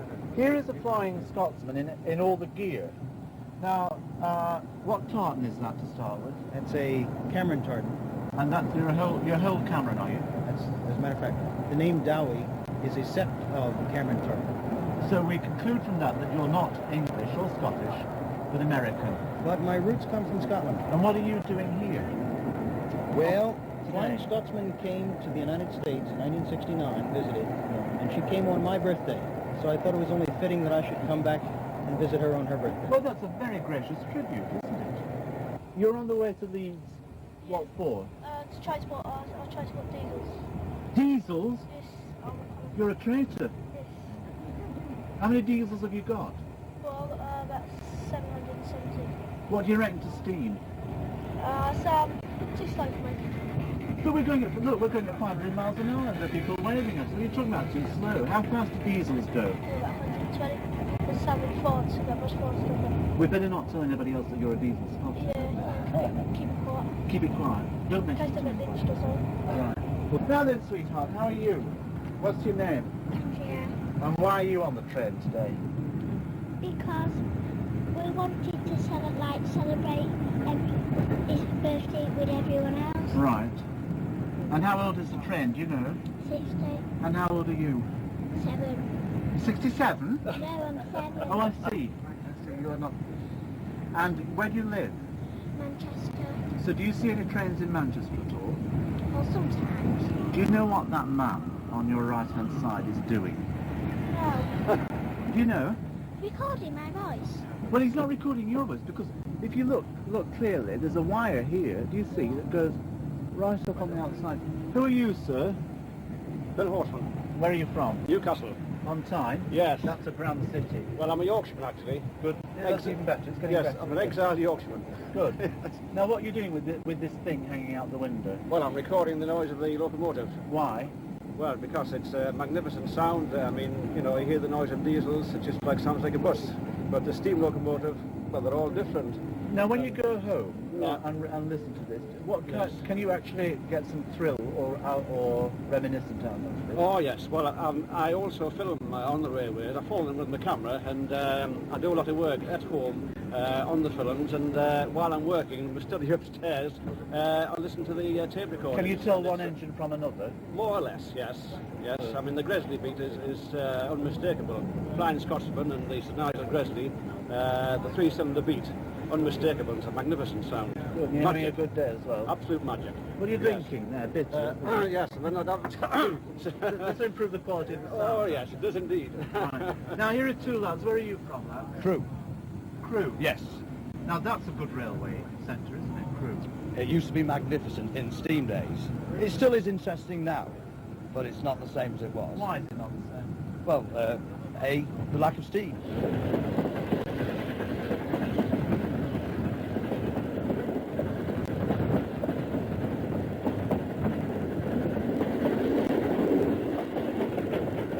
Now this man looking out of the window here is George Hinchcliffe. George, you're the minder of this particular engine, aren't you? That's right, I'm its keeper. And you're enjoying knocking your head out through that window, listening to the sound. Well, I've just popped my head out just to see if all is well there and the signals are with us. I only popped my head out for a moment or two, yeah. What does a minder mean? It really means, I suppose, the person who takes care of the engine, see that it gets food and water and sees that it's repaired when it should be and when it goes out correctly on VR.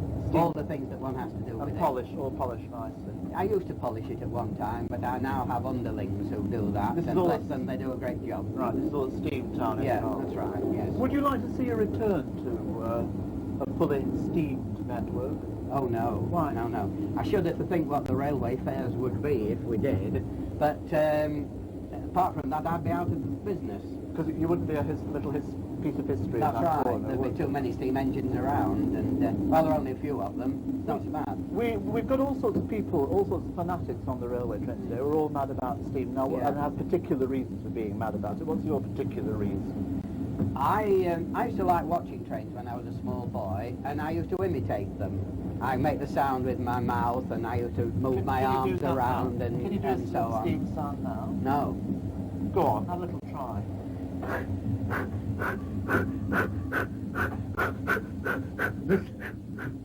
You could stand on the front and do it, couldn't you? Well, yes, if anything happens to the engine and someone wants a recording of it, I'll make one for them, yeah. Right. I was talking to Mr. Pegler earlier on. Oh, yes. Who said a most extraordinary thing, that when he died, he wants to be cremated, and he wants his ashes to be put into the engine when it's going up over Ribble Head and scattered through the chimney. Now, where would you like to be? Well, that's a very, very leading question, isn't it? Yeah. Well, I don't think I would quite like that, because I've always thought that maybe there is another shunting ground up in the sky where this sort of thing goes on. Right. And although I'd be enthusiastic and I'd be delighted to do such a thing and follow Alan in his idea, yeah, that's right. I think I would prefer to just wait and see whether there was an opportunity of some more steam engines in the sky. You're keeping your options open. Oh, yeah. For the time being, thank you very kindly. Russell, nice. Thank you very kindly. Now it is time for some music, because you always have a musical intermezzo in this kind of programme. And in the carriage down there, we have the York Railway Institute Band, and they're going to play a piece of railway music. Now, the nearest we've got to the Flying Scotsman is a piece called The Coronation Scot. And if by the time we get to Leeds, anybody watching wants to compose a piece of music called The Flying Scotsman, then we'll be ready if they're willing. The York Railway Institute Band.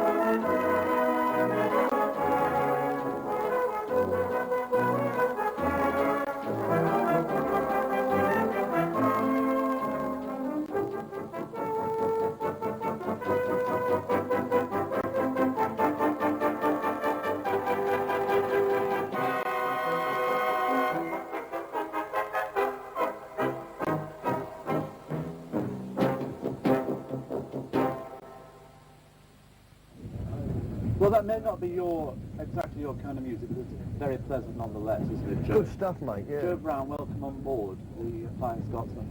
Now, you're no stranger to steam trains and steam engines, are you? No, I used to work on the railway. As what? Well, I started as the pecking order you start as an engine cleaner, you see, and then you have to pass a test, and you become a passed cleaner, and then you become a wiper. Then you become a fireman, you see. When you become a wiper. Oh, you're always a wiper on the railway, mate. Tell you, I've never seen such skiving in my life. Right. And then you were a fire person. A fireman, yes. Fireman. Not a stoker. What's the difference? Well, a stoker works on a ship. Oh, I see. You've heard the story about poor blind Nell and a stoker from a lugger. No, but you'll tell me. No, I won't. It's too rude. Who was Mad Menzies you worked with? Oh, he was a nutcase. A complete nutcase. As a matter of fact, they did something recently on a television thing where they tried to get hold of this bloke. Who was he? He was a driver. Right. So it's like 20 years since I fired a steam engine. So apparently the crew, you know, the television people, tried to get hold of this guy 20 years afterwards, and they phoned up the personnel manager and said, "Do you have a man still on your books called Menzies?" And the guy said, "Do you mean Mad Menzies?" And he's still known as Mad Menzies to this day because he was crazy, you know. I mean, I've known him put a 90-ton steam engine through a woman's backyard twice in a month. The same woman? The same woman's yard, yeah. Well, you see, the outline from our depot used to go out onto the main line, and this poor old doddering old bloke used to work the points, you see, and when the driver got the right of way to go onto the line, he'd say, "Right away, Menzies," you see, and then he'd walk and pull the points. Well, he shouldn't have done that. He should have pulled the points first and then said, "Right away, Menzies," because as soon as he said right away, he'd open the regulator and this thing goes, and missed the point, you see, and straight down to this pair of stops at the end, straight through the wall, right into this woman's backyard. So she got used to it? Twice it happened. I'll come on the shift and there's my engine like that. 90 tons of it, you know, all steam and everything. Where did you sleep when you were a fire person? Anywhere. But you didn't sleep on... We used to sleep anywhere. I mean, the coal was a good place to sleep. Slept all the time. Coal, yeah, of course. You nestled down You just got in the coal, you see, with your railway overcoat on, and you went, like that, you see, and you struggled down into it, sleep like a baby. And you're going to fire this engine for us eventually? I'm definitely going to get up on that footplate and I might cook my eggs and bagel on the shovel. Yeah, they do that. Oh, for sure. But be careful you don't go into Mrs. Atkinson's backyard. I won't. Now, welcome on board Ray Milland as well. Do you recognise any of the smells and sights of I this? recognise the smells, yes, and some of the conversation too. You do? How many years ago is it since you made the Flying Scotsman? Oh, God. 1929? Or 54 years ago. Now, were you on an actual train at that time? All on the train. On the engine? Right on the engine. What did you play? Fireman. Same as Joe? Only better. It was a dangerous time, though, that, wasn't it, for you? Well, yes. Matter of fact, I had one very, very close call with DEATH. Big death. They had to have a shot of the train racing through a station. Right. It was me lying on the bottom step of the footplate. So they backed the engine up, way back through a station, back up about a mile and a half. And I positioned myself on the bottom step, where I'd been hit on the head with a shovel. with his eggs and bacon.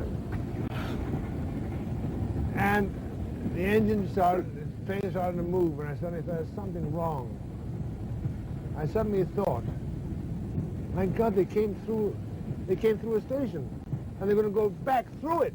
I'm lying on the bottom step, up in a mangled mass. Because you had a... You know, I said, my God, I'm going to get killed. So I fell off the step down there into the stones on the neighboring tracks. And the engine went straight on through. And they went into the station, raced through the station, engine was full speed. No Milan, I'm not even on the step. I said, my God, he's not on the step. Must be blood somewhere. They look way down the track. Here come the ex-cavalrymen stumbling up this track. Covered in eggs and bacon. Covered in eggs and bacon, cuts from the stones, looking and feeling like death. I got out of the station. I said, what? I can't say the word I said. What the... Forgot about me being on the step coming through, because, you know, go through, you know, the station platform built right after the train. Right. I didn't have a chance in the world. But now, shall we look at a bit of that now? Because we have Yeah, go actually, ahead. we Let's have, look. we have a recording of relive that scene. You can relive that scene. Re-die that scene. And you were being clubbered around by all sorts of people, like fighting on the thing. The There are heavy. do you know there are The people black actually waving to you as we go through the countryside? Oh, aren't they lovely? Aren't they lovely? Wave back to them, give them a wave, and we'll let them watch now you on the footplate of the Flying Scotsman in 1929.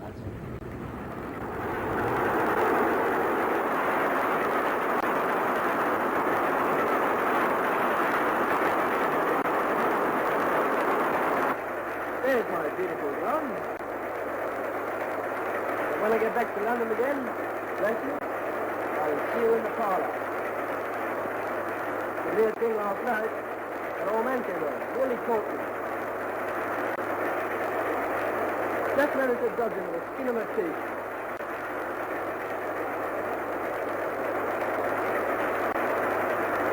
He's fine. And you're the man.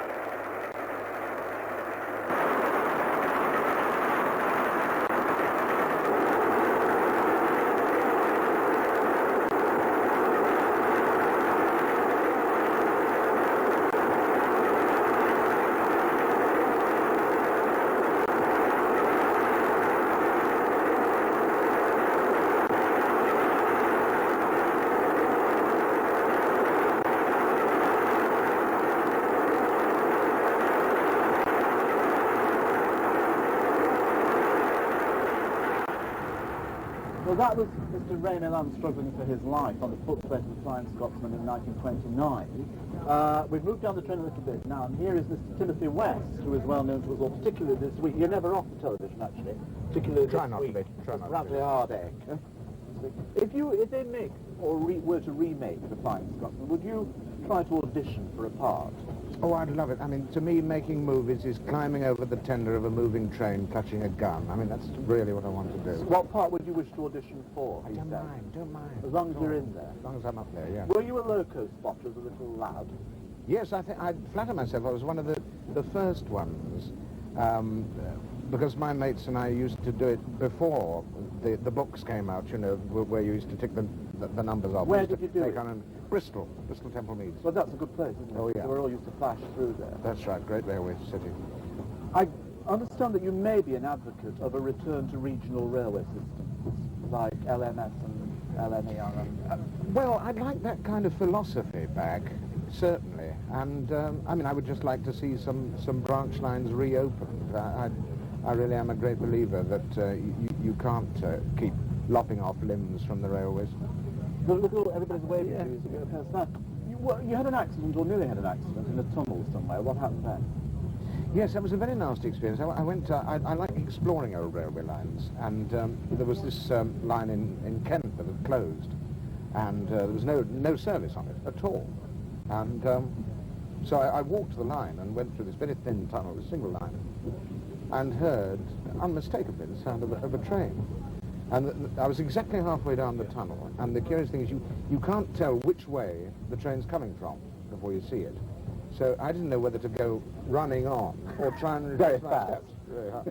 And who was it who said, when you see the light at the end of the tunnel, it's usually that of an oncoming train, and it was. And they have those little recesses, you know, that you can actually, I was thinner then, spread yourself back against the wall.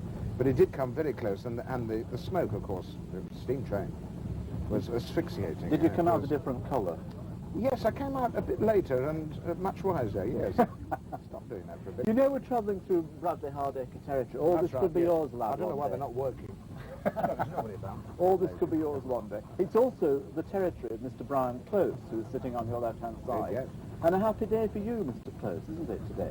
Yes, it is. Because you're celebrating an anniversary as well. It's my birthday, but I'm not quite as famous as the Flying Scotsman. Oh, well, around these parts you are, Brian. Don't be too modest. How old are you today? Between what ages 52. are you? So you're actually not as old. No, not as old as the Flying Scotsman. And you'll never catch it up with But it. it's not age, it's not quantity that matters, it's quality. Shall we put it that way? Right. Now, just before we left Carnforth railway station, I saw you slip towards the telephone to put some money on a horse. Well, yes. What time is it running, do you know? I don't know. Are you a keen sportsman? I enjoy all kinds of sport, more or less. And on this particular train journey, on this that the Flying Scotsman's making, are we going under your house? Well, very near, actually, because I looked at the route, and it goes from Shifley to Guiseley and then to Leeds. And in fact, the tunnel that it goes through from Shifley to Guiseley is only about 20, 30 yards away from my house. Well, listen, I'll tell you what, underneath. If the horse pops up at the right time and you win, you can run down to the end and slip the fire. And get a bottle of champagne. Get him to stop at your house as well. Right. Well, thank you very much, Brian Close and Timothy West, and thank you also to Ray Milland and Joe Brown, and thanks to the band and the bands and everybody who's helped to give us such an exciting, steamy away day.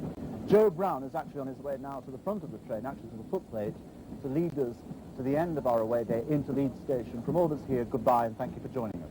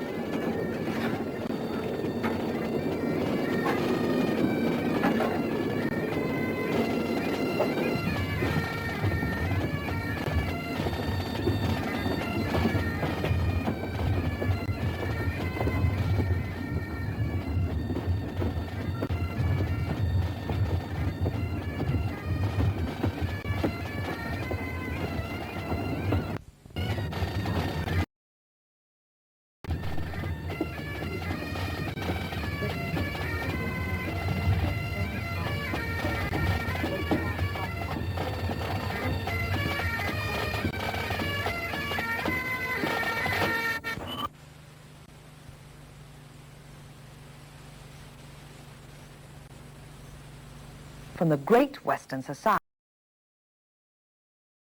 is today loved and cared for by men determined to keep alive the great era of railway engineering, as Ray Gosling reports.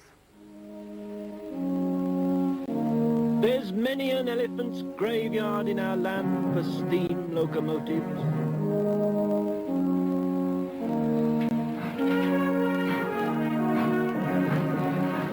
But there's only one Great Western.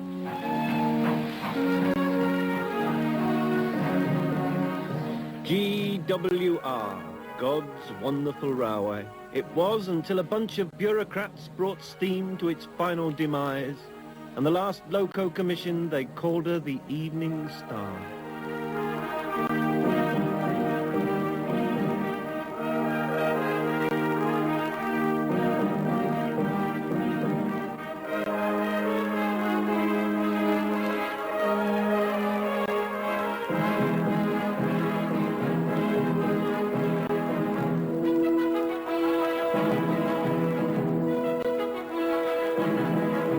But the Titfield Thunderbolt spirit in the heart of every true Briton fought back.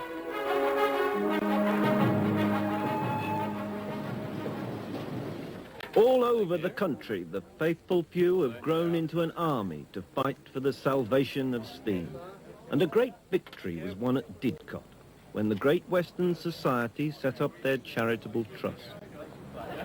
On a good bank holiday, thousands come to see the show that should have closed in January 1948. It's just a few minutes before midnight, and very soon the signalman here will signal in the last Great Western Railway train to pass through Reading. It's very appropriate that we should be seeing this great transfer of ownership, probably one of the greatest the world has ever known, from a Great Western signal box. Because many of you will remember that when And it is a tremendous thing that that last steam locomotive should be built here in these great works at Swindon. Ladies and gentlemen, I now unveil this locomotive and christen it the Evening Star. The Society was formed in 1961, and today among its 4,000 members, a new generation reared on Space Invaders and pocket calculators still keep the faith burning brightly. One of the pioneers of the revival at Didcot was Frank Bannion. Well, I'm sure it does go back to my 5th birthday when I was given an O-gauge model of a Great Western train. That first highlighted the Great Western in my eyes. The engines with their copper chimneys and their brass safety valves, and I think the splendid appearance that they normally had if they were on the express trains. When it became obvious in the early 60s that steam locomotives were going to disappear, a group of schoolboys who lived in the Southall area were familiar with the little tank engines and the auto coach, which used to run about as a set, and decided that if nothing else, they would try to preserve one of these. And the Great Western Society was formed. And they didn't stop there. Having found themselves with one full-sized train set, they soon wanted more. More engines and bigger engines. Castles, manors, halls, small prairies, large prairies, all saved from a fate as scrap. These should have been safety razors or Ford Fiesta cars by now. But here they are, cosseted by the Society, with a turntable big enough to turn the prize. The Druthlewin Castle in its original Brunswick green. There's no shortage of spectators ready to buy a ticket and capture every rivet on film, and their admission fees help pay the Society's coal bill. Here they do in the daytime what used to be done at night.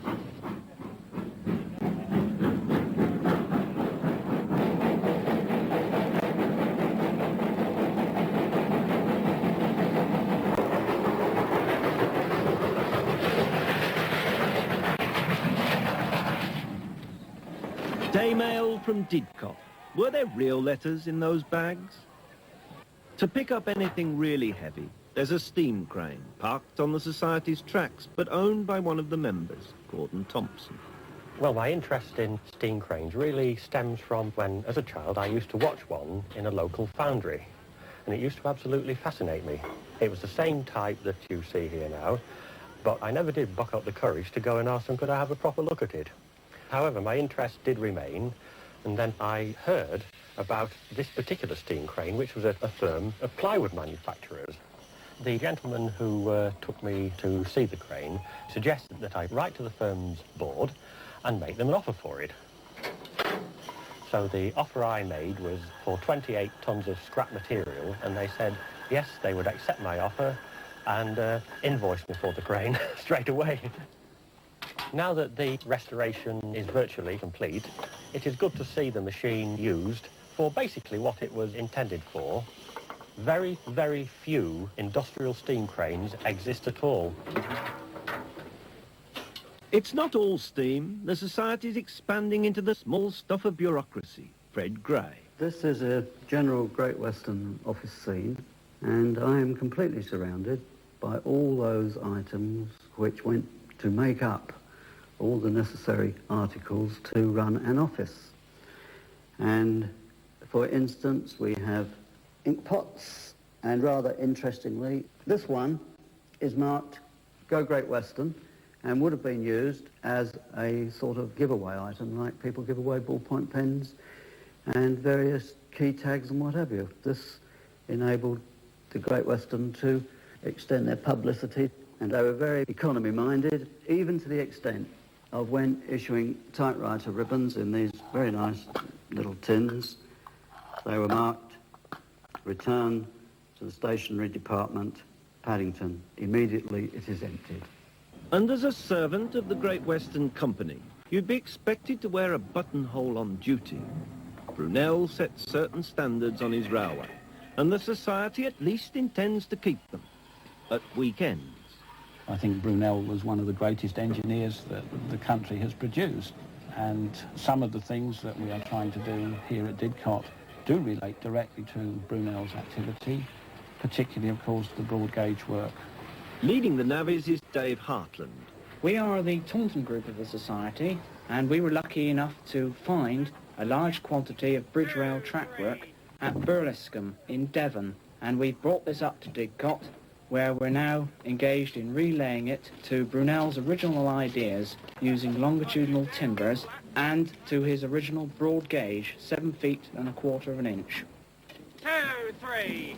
Now, barring back under. One of the most exciting things about railway preservation is its ability to involve just about everybody. 2, 3, here. We have a chemist, a teacher, a gentleman from the patents office, engineers, a town planner. We're working amongst friends from all over the country, and it's rather nice to see so many people getting together and enjoying themselves on one particular project. If you're a plate layer, you must have a plate layer's hut to brew a good cup. So they built this one to approved Great Western design. Next on the agenda is building a replica broad gauge train. But first... Tee up, chaps!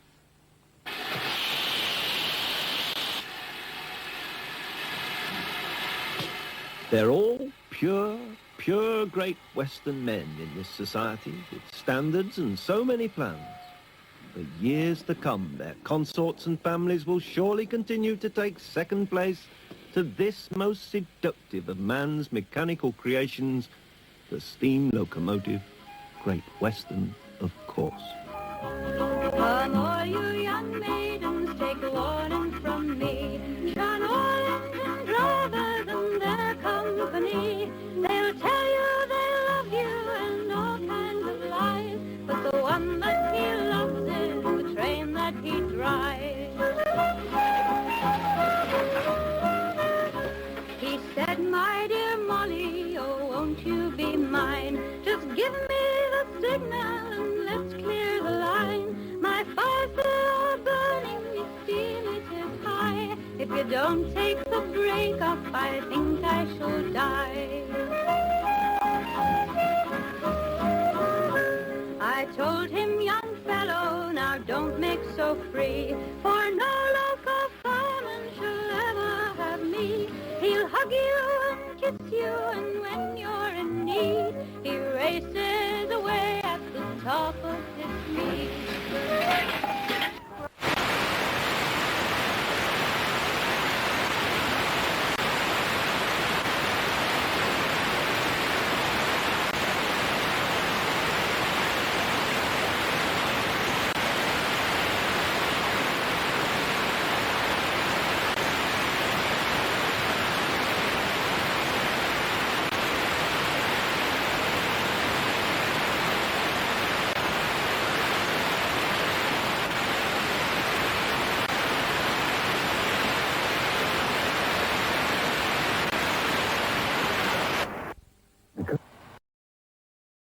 Wickers World. Wickers World, what do we say? 238, take one. Wickers World, 238, take one. You did it like a professional. I like doing that. Wow. It's my real ambition. I want to be a clapper girl.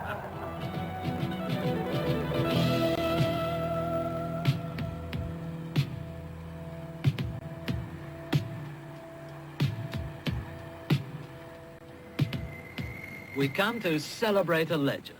Today it's not just the 1144 from Platform 8 at Victoria, but the most famous express in the world, reborn for its centenary and about to be dispatched upon its first run to Venice by, quite suitably, a flourish of trumpets.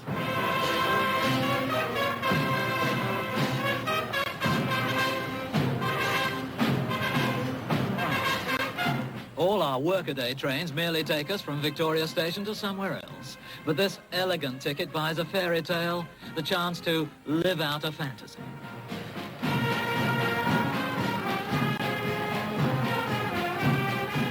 Most of us relish a bit of razzmatazz. And there have always been travellers willing to pay for extra comfort and convenience, let alone nostalgia. So more than 11,000 people instantly queued for £250 tickets for a journey across 3 frontiers. And today's £500 inaugural attracts the crowds and a flock of interviewers thrusting their microphones at absolutely anybody. I'm going to be asking them the questions you're asking me, really. So I'm going to make a note of what you ask, and then I'll ask them. Oh, that's cheesy. No, of course, I'm looking forward to the whole thing. It's going to be a marvellous trip, isn't it? Do you think it's good value for money? Well, it's an experience, isn't it? I don't quite know how you quantify it, really. I mean, it's first-class airfare down there, isn't it? But it is a sort of experience.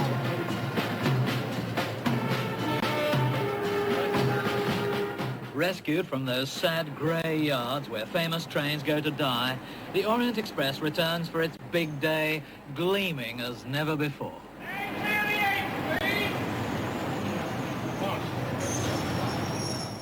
The waiting cast of our thrillers also elegant and dressed for the 20s. Lady Kilmarnock is dressed for the Orient.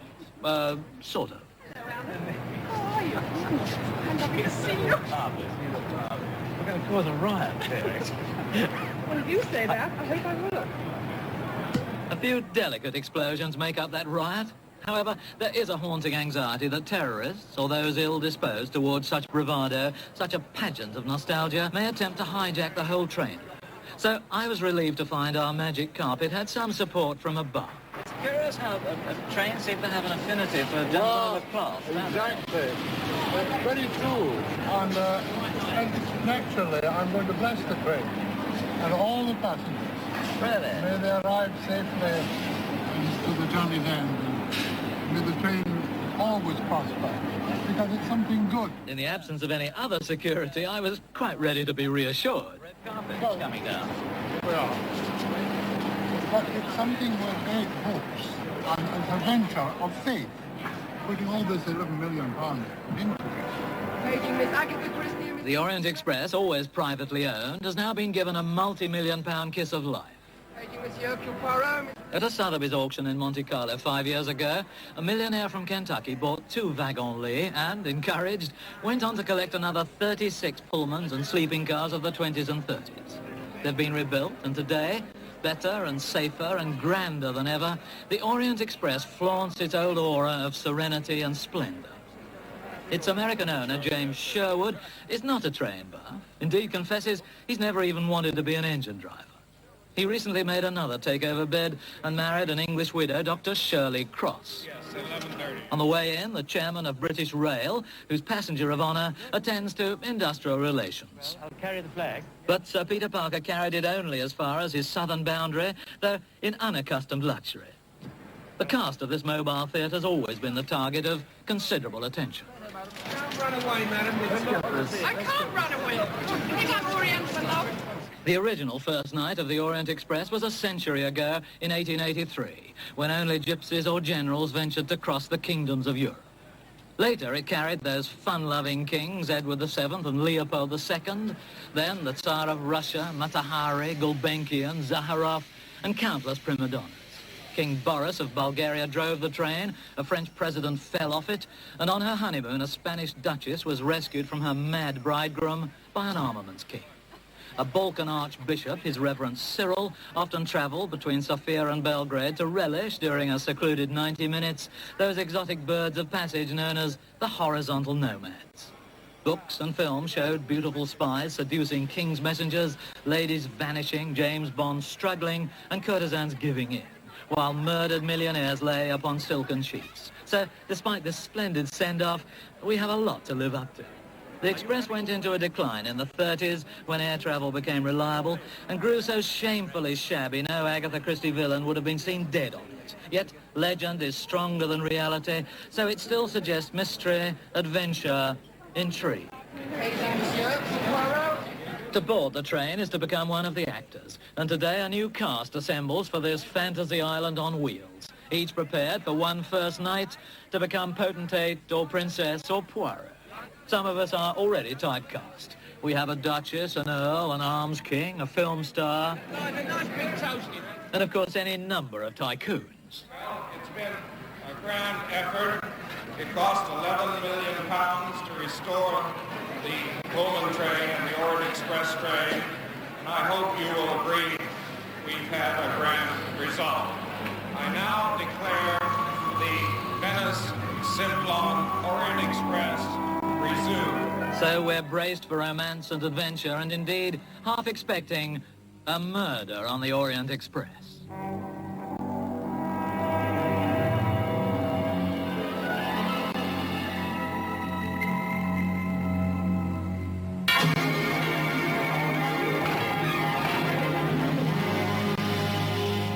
Progress means that even this magnificent train's now pulled by a diesel, which can't quite live up to its carriages.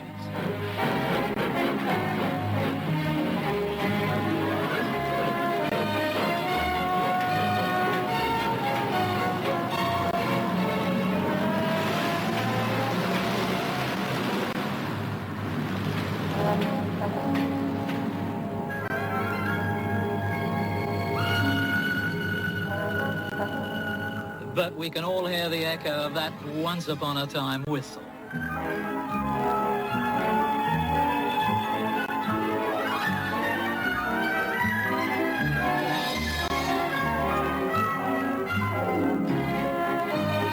Our locomotive may be today, but the Pullmans are yesterday.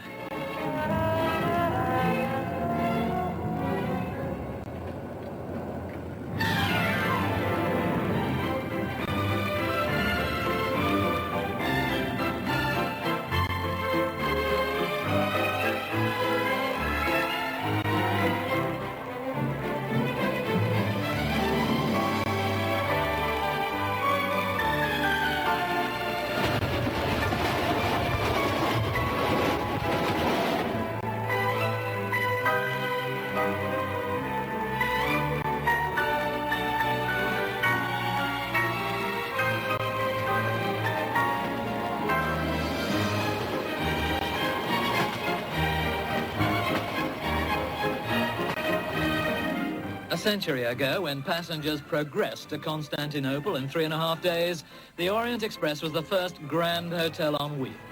Today, in 25 hours and some style, we're going halfway to an even lovelier city.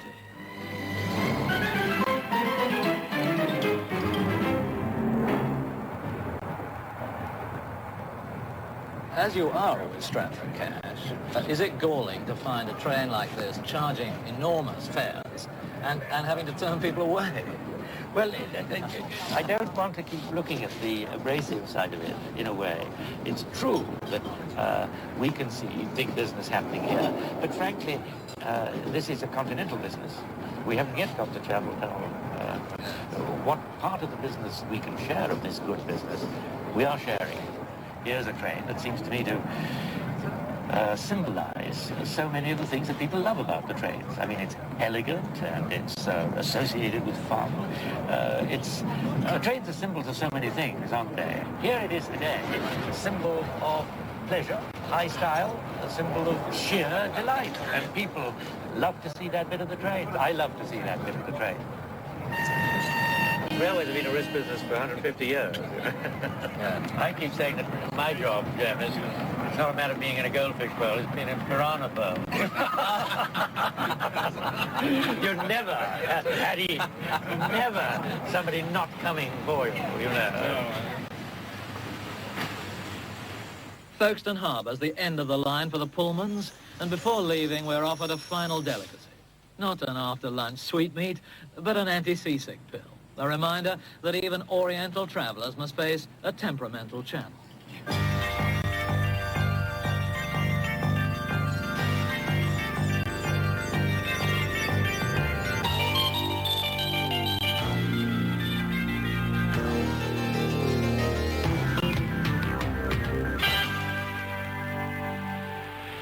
Aboard an admirably well-balanced ferry, the veranda deck saloon exudes suitable sounds.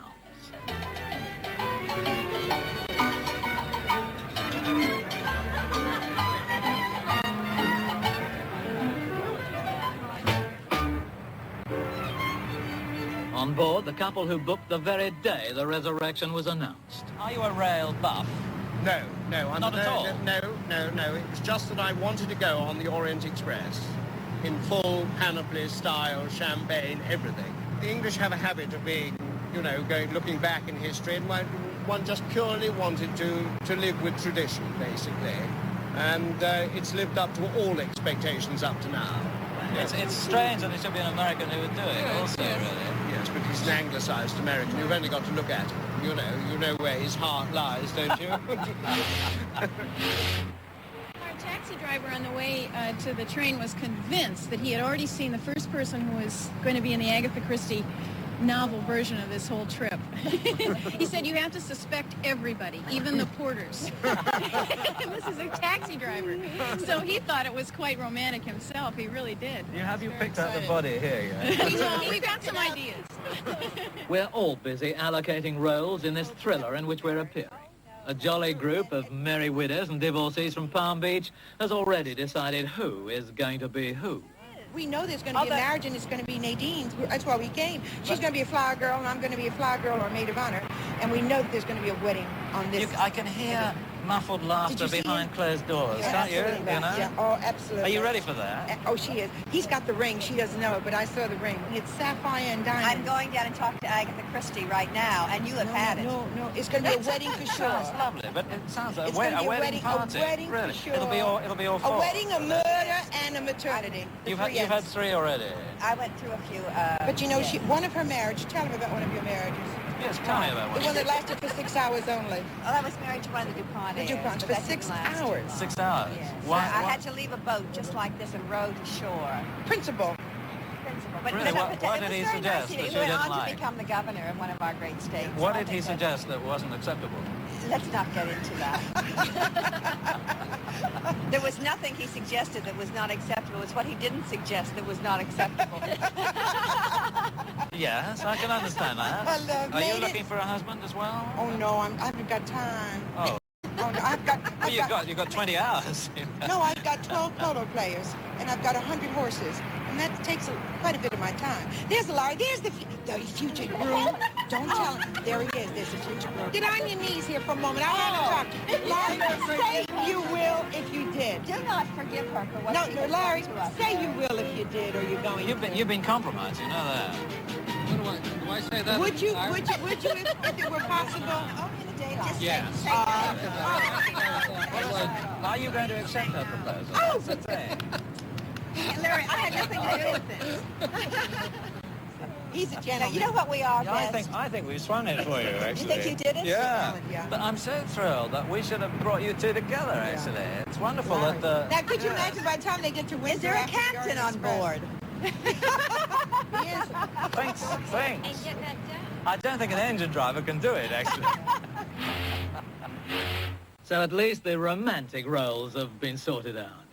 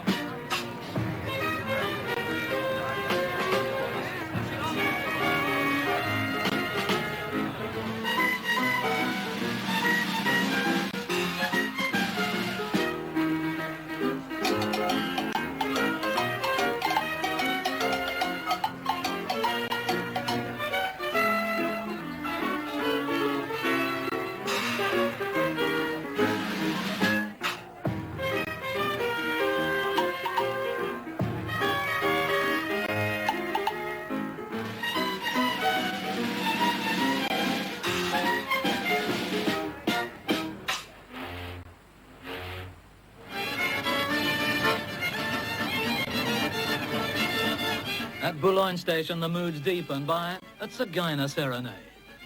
This never seems to happen at St. Pancras.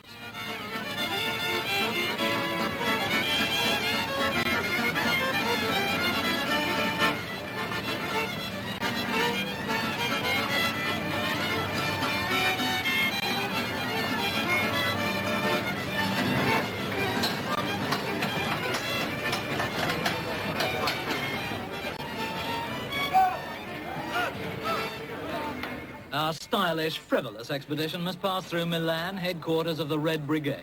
So now security becomes visible. For this would be quite a trainload to kidnap. Armed guards patrol, and restless men with bulging armpits and walkie-talkies are, in turn, observed by almost fictional characters.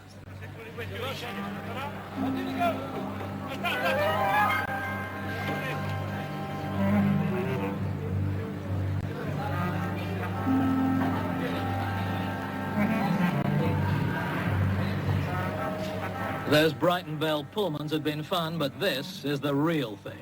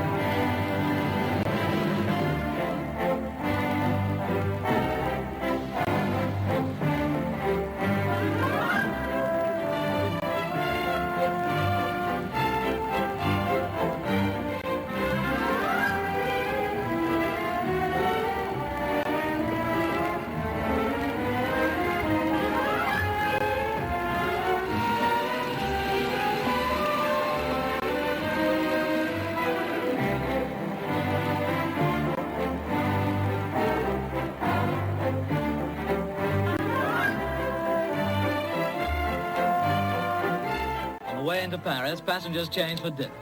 And for once, a knock on the compartment door doesn't mean facing a grumpy ticket collector.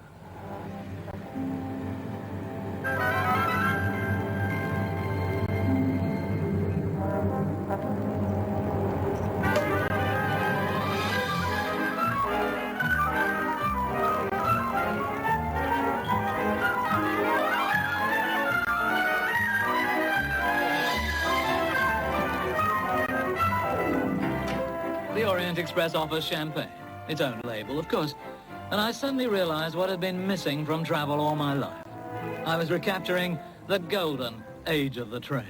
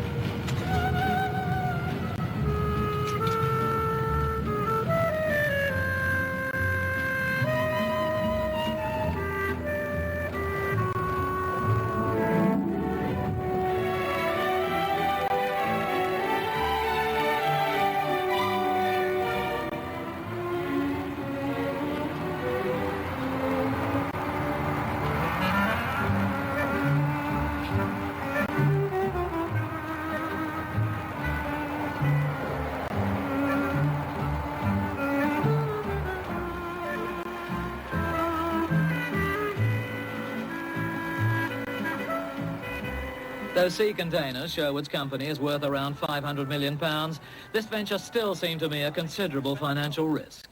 But in the cramped elegance of one of his sleepers, he saw it as the well-spent $11 million. If we can achieve a 70% occupancy rate, which we think we can, we'll get our investment back in 3 to 4 years' time, and that's a very fast rate of return. Extraordinary, if that's true. People who travel on it will tell their friends that they've had this wonderful experience. You must go on the Orient Express. It'll be the cocktail gossip in every capital of the world, and when that happens, we're assured of a continuing success.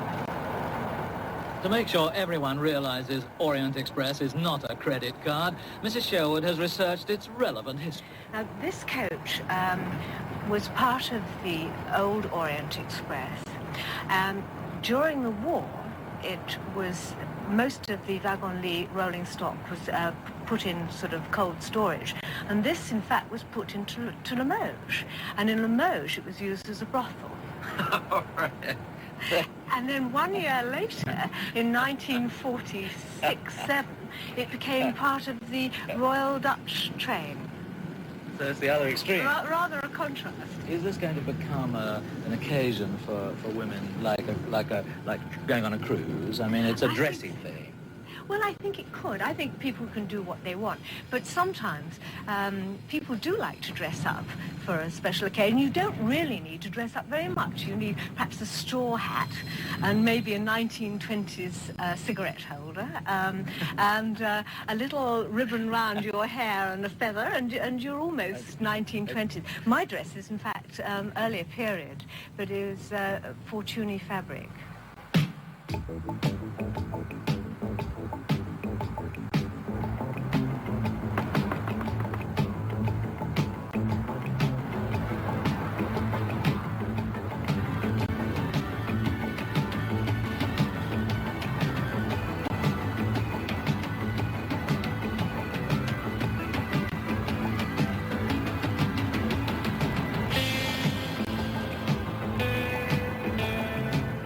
After sunset, the main act of the whole pantomime.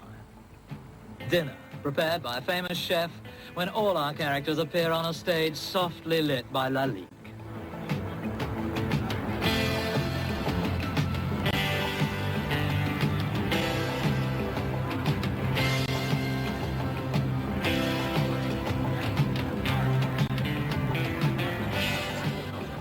Top of the bill tonight, Princess Ezra Jah of Hyderabad.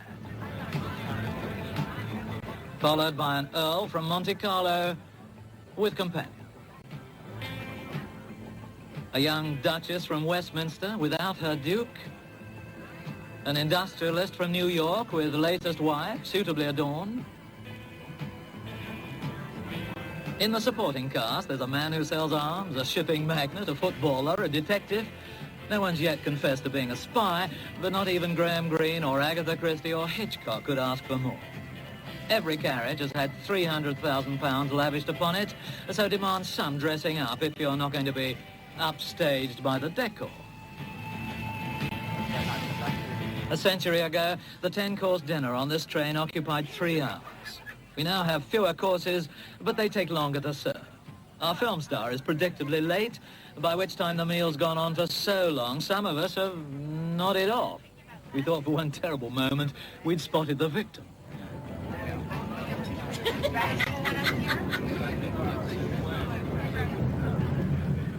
Among the suspects, gossip columnist Nigel Dempster recording our every peccadillo. It's a wonderful idea because it's the first time in life a journalist can actually enjoy what he's doing, because back in London, when we write our columns, you're actually not enjoying it because you're on the telephone, you're getting things from the telephone, you're ringing up people and you're substantiating them and then writing on a typewriter. Here you can actually live the life. And what's more, this is the best thing, your subjects are trapped. They can't get off. They can't escape. Exactly.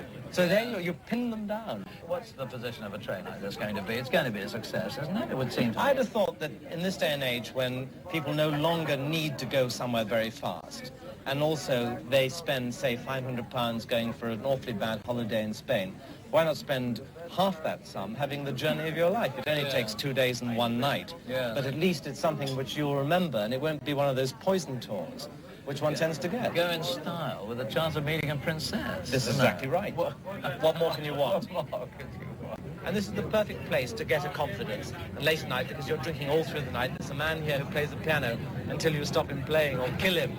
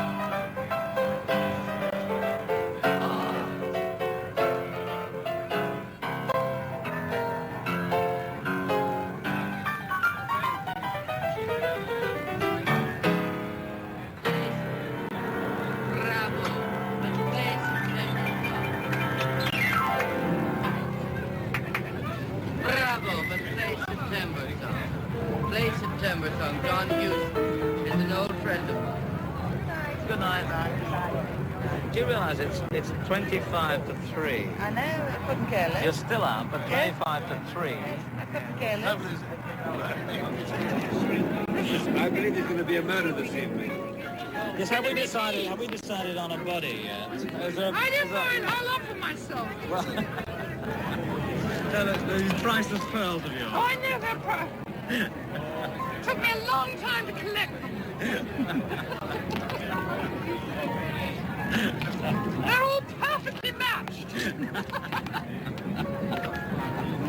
Having done it once, would you want to do this twice? Would you want to do it again? I'd do anything twice if I was asked.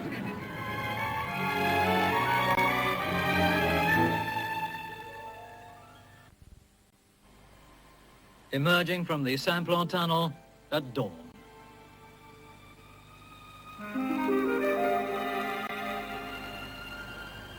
During the night, the Orient Express has stopped briefly in Switzerland at Lausanne to take aboard newspapers and croissants. International trains have the infuriating habit of passing their most beautiful scenery after dark, and we've done just that. Though after their piano bar bacchanalia, most passengers would have missed the Alps and lakes anyway. Only as we approach Italy, where it's scenic enough, do the first unsteady figures appear.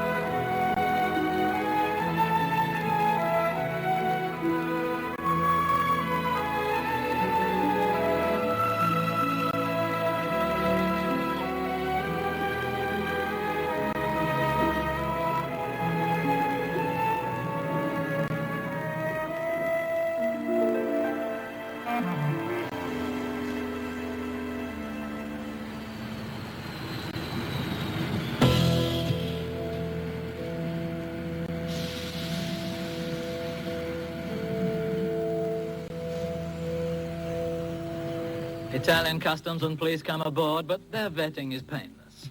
Few passengers are aware they've been checked at 3 frontiers.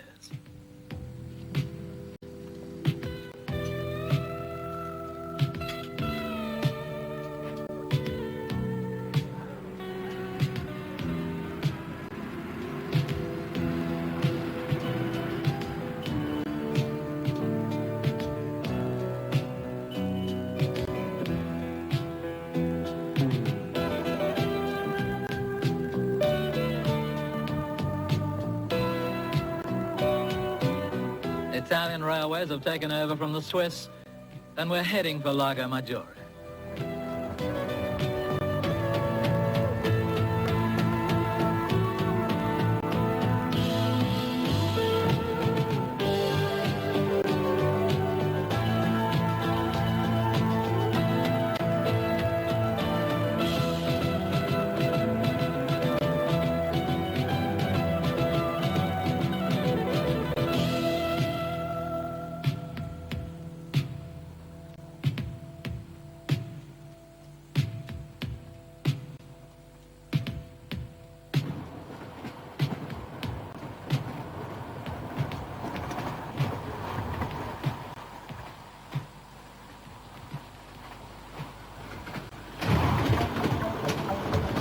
Those who can face a serious breakfast emerge feeling fragile. A feast for the eyes is awaiting at least.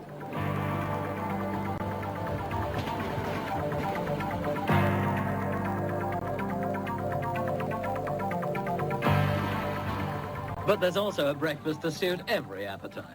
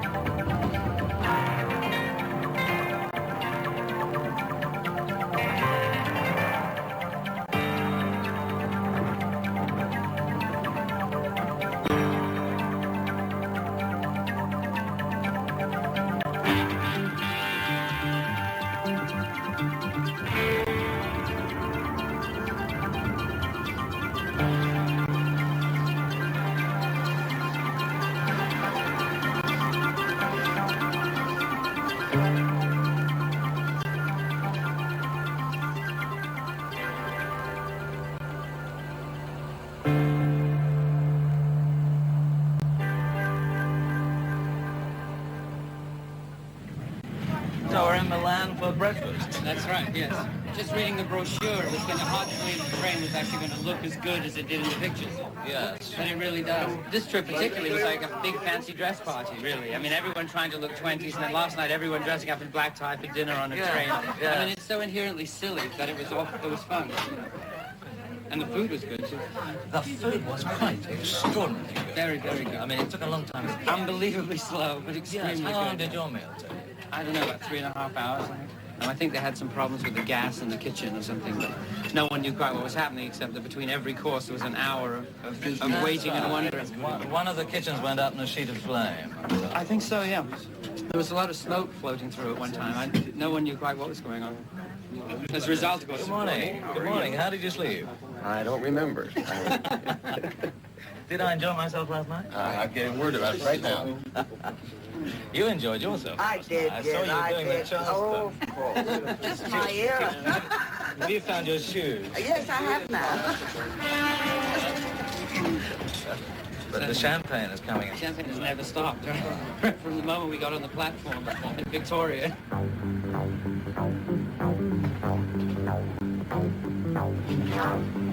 Well sustained and still unhijacked, we pull out of Milan's vast station on our last leg to Venice with 166 miles to go.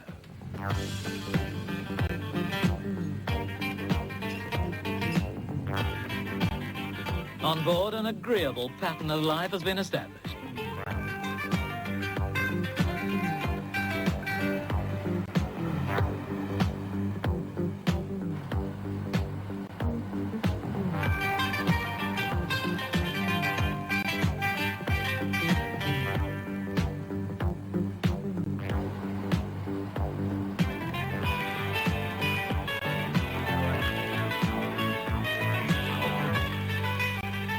As we roll across Italy, one of our tycoons emerges from the corridors of power. George Barry, head of the Fabergé cosmetic empire. So, it's almost over, this trip. What do we think about it?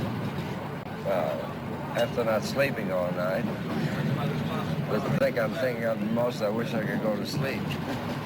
You fell from a very great height, from your top bunk, I see, from your gashed leg. Yeah. Well, how did that happen? I don't know. I dozed for a while and then decided I'd go to the sink there and forgot that there was a long step below. It's quite a scrape. Yes, please. Oh, yes, thank you. Just to have a cup for me. Right. So, George, you're not going to buy the train, is that right? No, I don't think so. We'll wait for the auction. The best part of the journey, I would say would have had to been dining yesterday on the other train. That had to have been the best. On the British train? Yeah, on the British train. I'm pleased to hear that. Why was that best? I like brown over blue anyway. The colors of the train. Yeah. And I just... Brown and green, the livery. Yeah. I just prefer that train over this train. I like the cabins. They could be a little bit bigger, but I like the cabins. Now, would you do it again if they said, right, you can come next week, would you? Yes. Would you? Maybe not next week. But I would do it again. And so, it seems, would Liza Minnelli. Yes, I love trains. Why? Well, I suppose because when we were young, in America, we always took trains when we traveled, and we traveled a great deal. This is like being born in a trunk, as it were, is it? Well, I think I was born on an old boxcar somewhere, you know, I really do. But it's so pretty that you can't really quarrel with it until you go and try and get dressed or something. This isn't exactly the budget way to travel. So you make up for it in other ways. You save money here, you save money there, you try and get through. It's very hard to just say to people, show business is not glamorous. Like, because this is glamorous. Yeah. But basically, show business is not. It's getting on a plane, getting into a car, going to a hotel, not seeing the city, going to the theater, working your behind off, going back to the hotel, getting on a plane and going and doing it again, and having to be top level every time. Yeah. And my goodness, you're so lucky to be doing what you want to do and have fun at it. Yes. you know, you should never, ever forget how lucky you are. That's like spitting in God's eye. We had a sort of engagement, you know. We had a couple of Americans from Palm Beach. Yes? Who got engaged in front of 18 million people. No. Far out. A little bit. So that was romantic. Then George Barry stepped off the top bunk and dropped like a stone and bled all over the place. Oh, no, so I'm sorry. Excuse me. So we had two things, and we haven't... Oh, this is one. This is it. This is it. Oh, we're all right. Are you all right? I never laid a hand on there, Your Honor.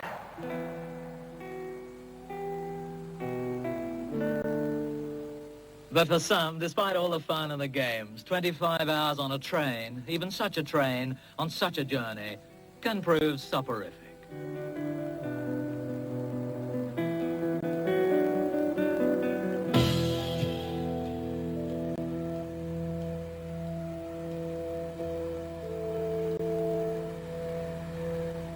Through the Po Valley, the fete continues, though more sedately.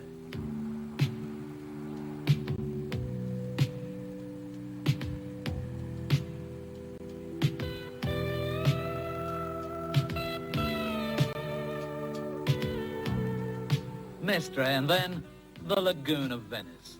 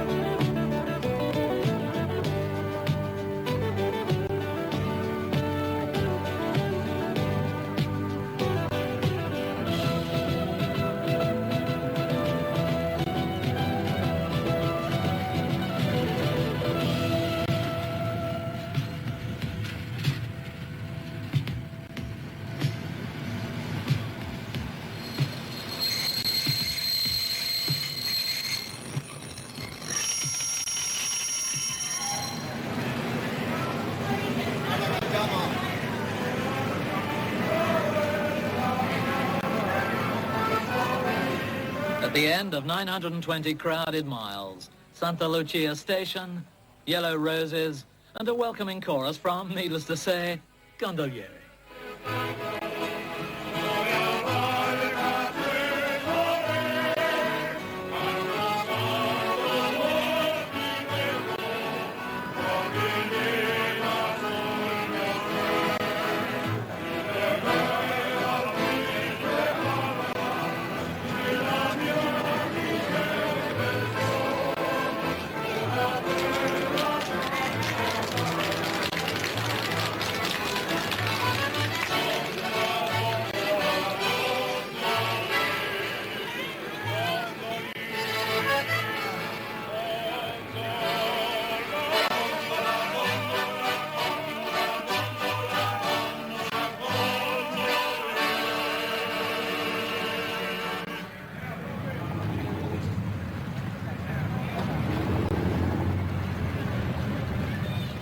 Our cast dispersed to hotels to bathe, while their stage also gets a wash and brush up before its return journey. This train must always gleam.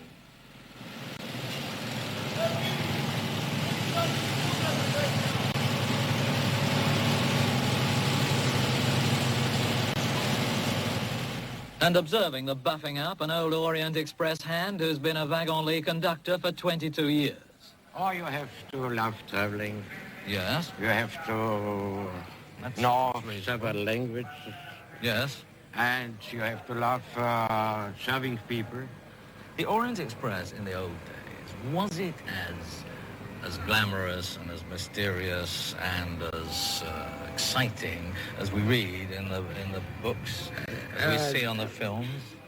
Sometimes yes, sometimes not. For instance, the ladies, old ladies, gone alone.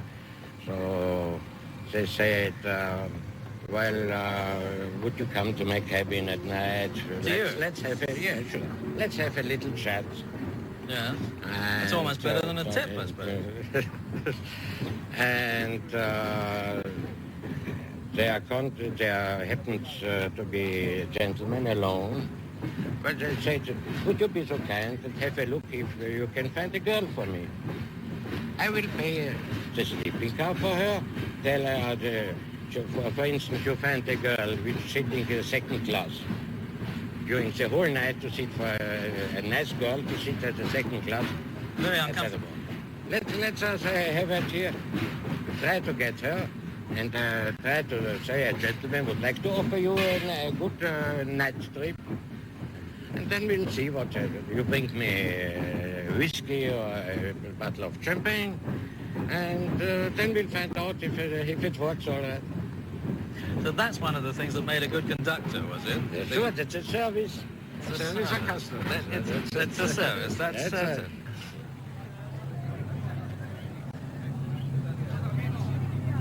So the new Orientals have arrived to find Venice almost sinking under the weight of mass tourists.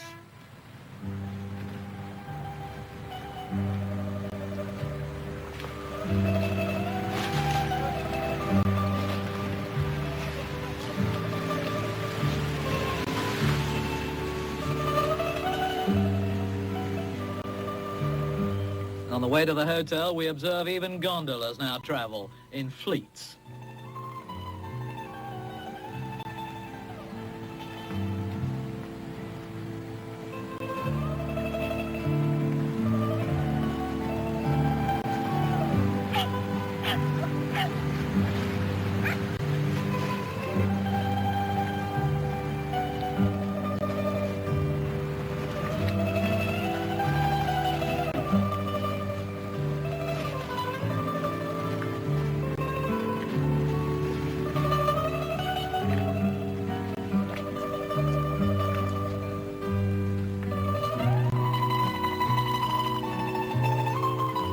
But out of hours, the sea city remains the world's most beautiful destination.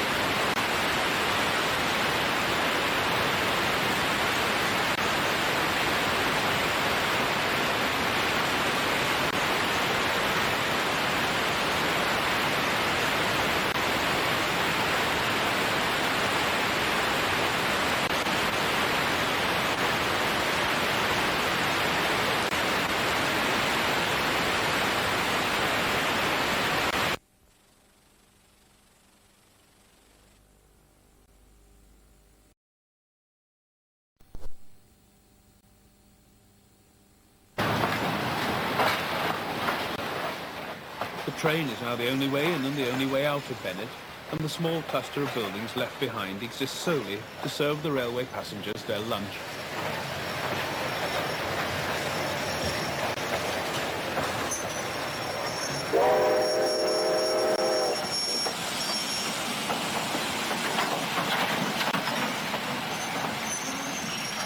Could I have your attention, please? Welcome to Bennett. If you're with a partner, please come in together. Everything is hot and on the table. Just help yourself. Please listen to the waiter that is seating you. Thank you. Okay. The tourists grab a hold of their Eton irons, or at least their Eton plastics, and start shoveling down moose stew and beans of a kind which brook no argument. Actually, it isn't always moose, though plenty of that does get eaten in the Yukon. Nowadays, it's easier for the railway to ship beef in from Chicago than to send one of the men out to kill the diminishing local wildlife.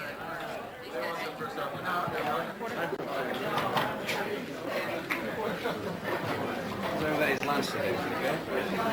All right. We have enough for you. Yeah. We certainly don't want you to run out of lunch out here in the middle of nowhere.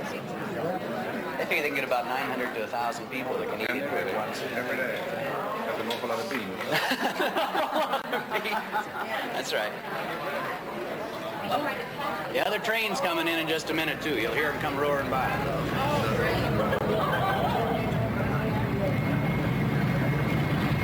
Could I have your attention, please? I would like to ask you all to remain seated until we seat the other train. Thank you. This was a city of 20,000 people during the gold rush. Back in the good old days. 20,000 people here during the Klondike. All along the lake's edge. All of this waterfront here was all tents. Guys building boats. The gold is still another 450, 500 miles north of here. Dawson. This is Dawson City, the center of the Klondike. 35,000 people lived here at the height of the gold rush, and it was the biggest city west of Winnipeg.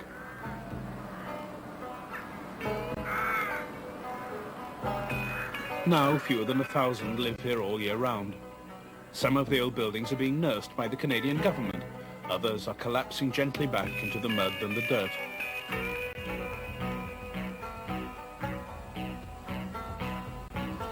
There are still miners here, come to see what can be scratched from the old claims or to find if they can strike a whole new seam of gold. There are young people who years ago used to be called hippies, who are attracted by the placid and nostalgic melancholy of the place. A few of them stay on, but not many visitors can stand the winter cold, and each October the inhabitants huddle in again, content to be left by themselves.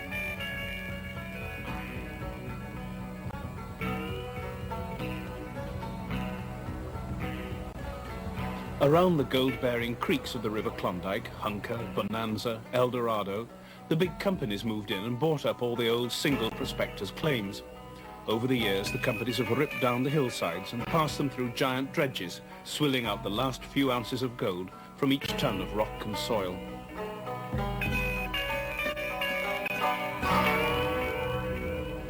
But in spite of these vast modern operations, there's still only one practical way to find gold.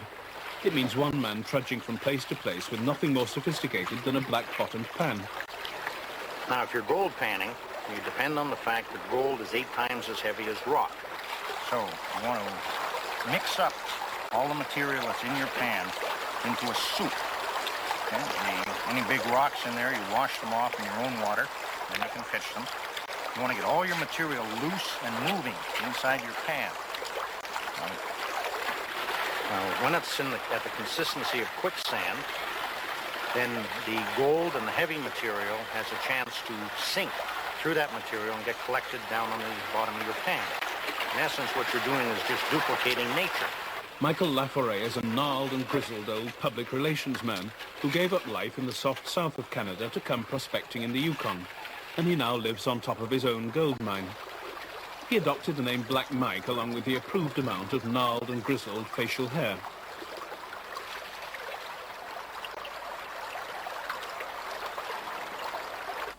When you have your material down to this stage, what you end up with is the black sand and the light sand and the gold. So the way to get it off is to dry out your material first of all. And you get it carefully out of your pan. And then use a magnet. The black sand is mostly magnetite. It's an iron base, so it reacts to a magnet. You always work your magnet from below and pull up on an angle so that any gold contained with the black sand will fall back. Then you cover up your magnet with a napkin, and all of a sudden the black sand just jumps up, just like magic. In no time do my fingers ever leave my hand. Now, once you've got your black sand off, then you've just got light sand and gold in here. You can put it all into another plate and then blow it off.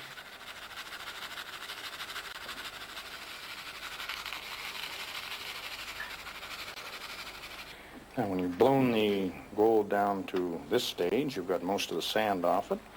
Then You can take an ordinary screen and pass all your material through the screen, and what remains on the screen is your jewelry-sized nuggets.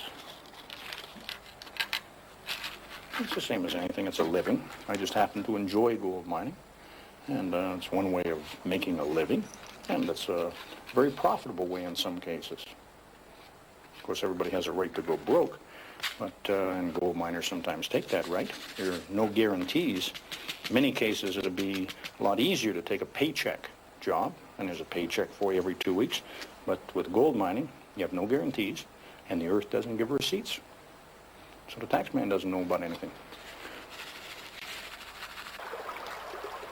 I'm able to wrest my living out of the ground by the sweat of my brow, and then put it in my pocket and go sell it. And I run my own show and do what I want, and if I don't want to wake up in the morning, I just roll over. It's a nice lifestyle, so that's probably what keeps me here. The gold's just secondary. Back at Bennett, and the tourists digest their stew with a walk up to the church. This was finished just as the ice broke and the stampeders all departed. No one has ever preached a sermon there.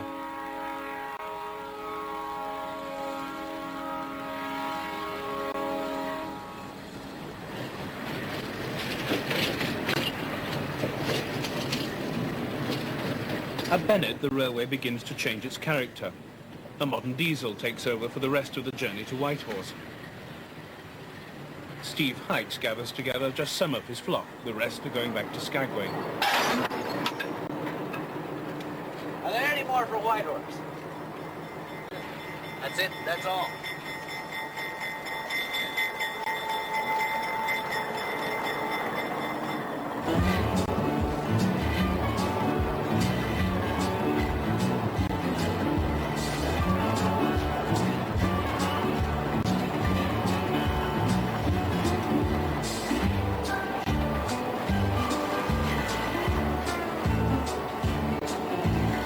As the train heads north, the acrid smell of the stoves combines with the powerful magic of the beans to create a uniquely distinctive thud.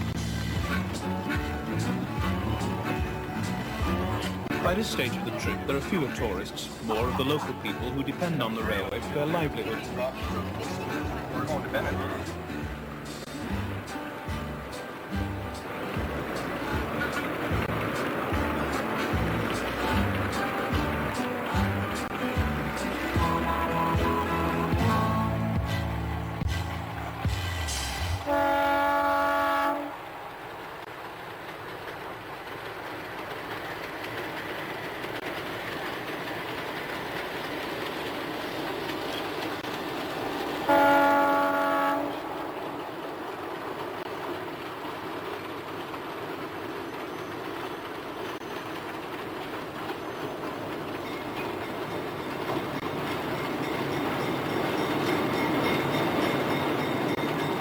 The train rolls through the only real settlement on the whole route, Caribou Crossing, which is now known as Carcross.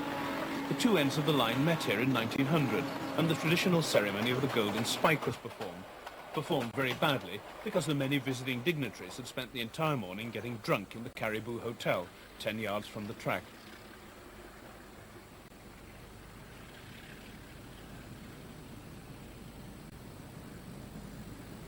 In autumn, the Yukon is beautiful, tractable and temperate. But keeping an 85-year-old railbed in operation through a subarctic winter is a much harder proposition. Well,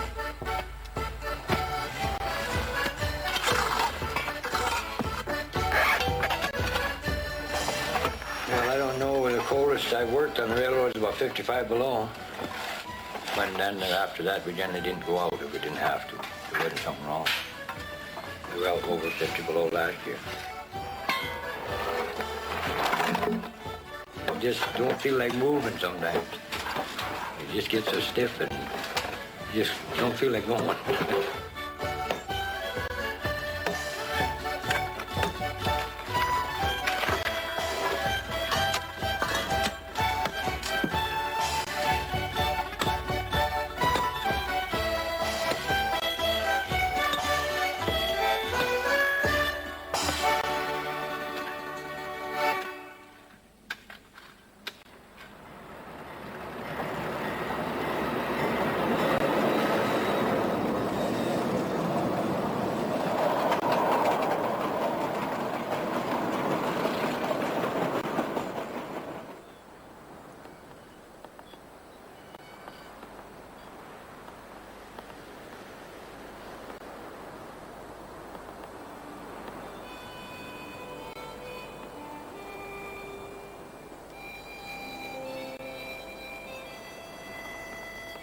Life is always hard and demanding in the Yukon, but it's particularly harsh now.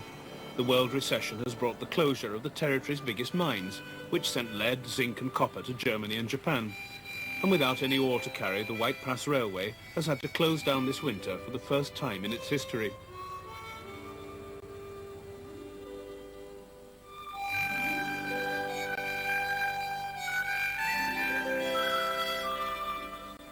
It's always been a boom and bust economy here. A boom 2 years ago when the price of gold touched $1,000 an ounce, and there was a boom when they built the Alaska Highway. But now there's a bust, and it's brought fears that thousands of people might go south and leave the territory forever.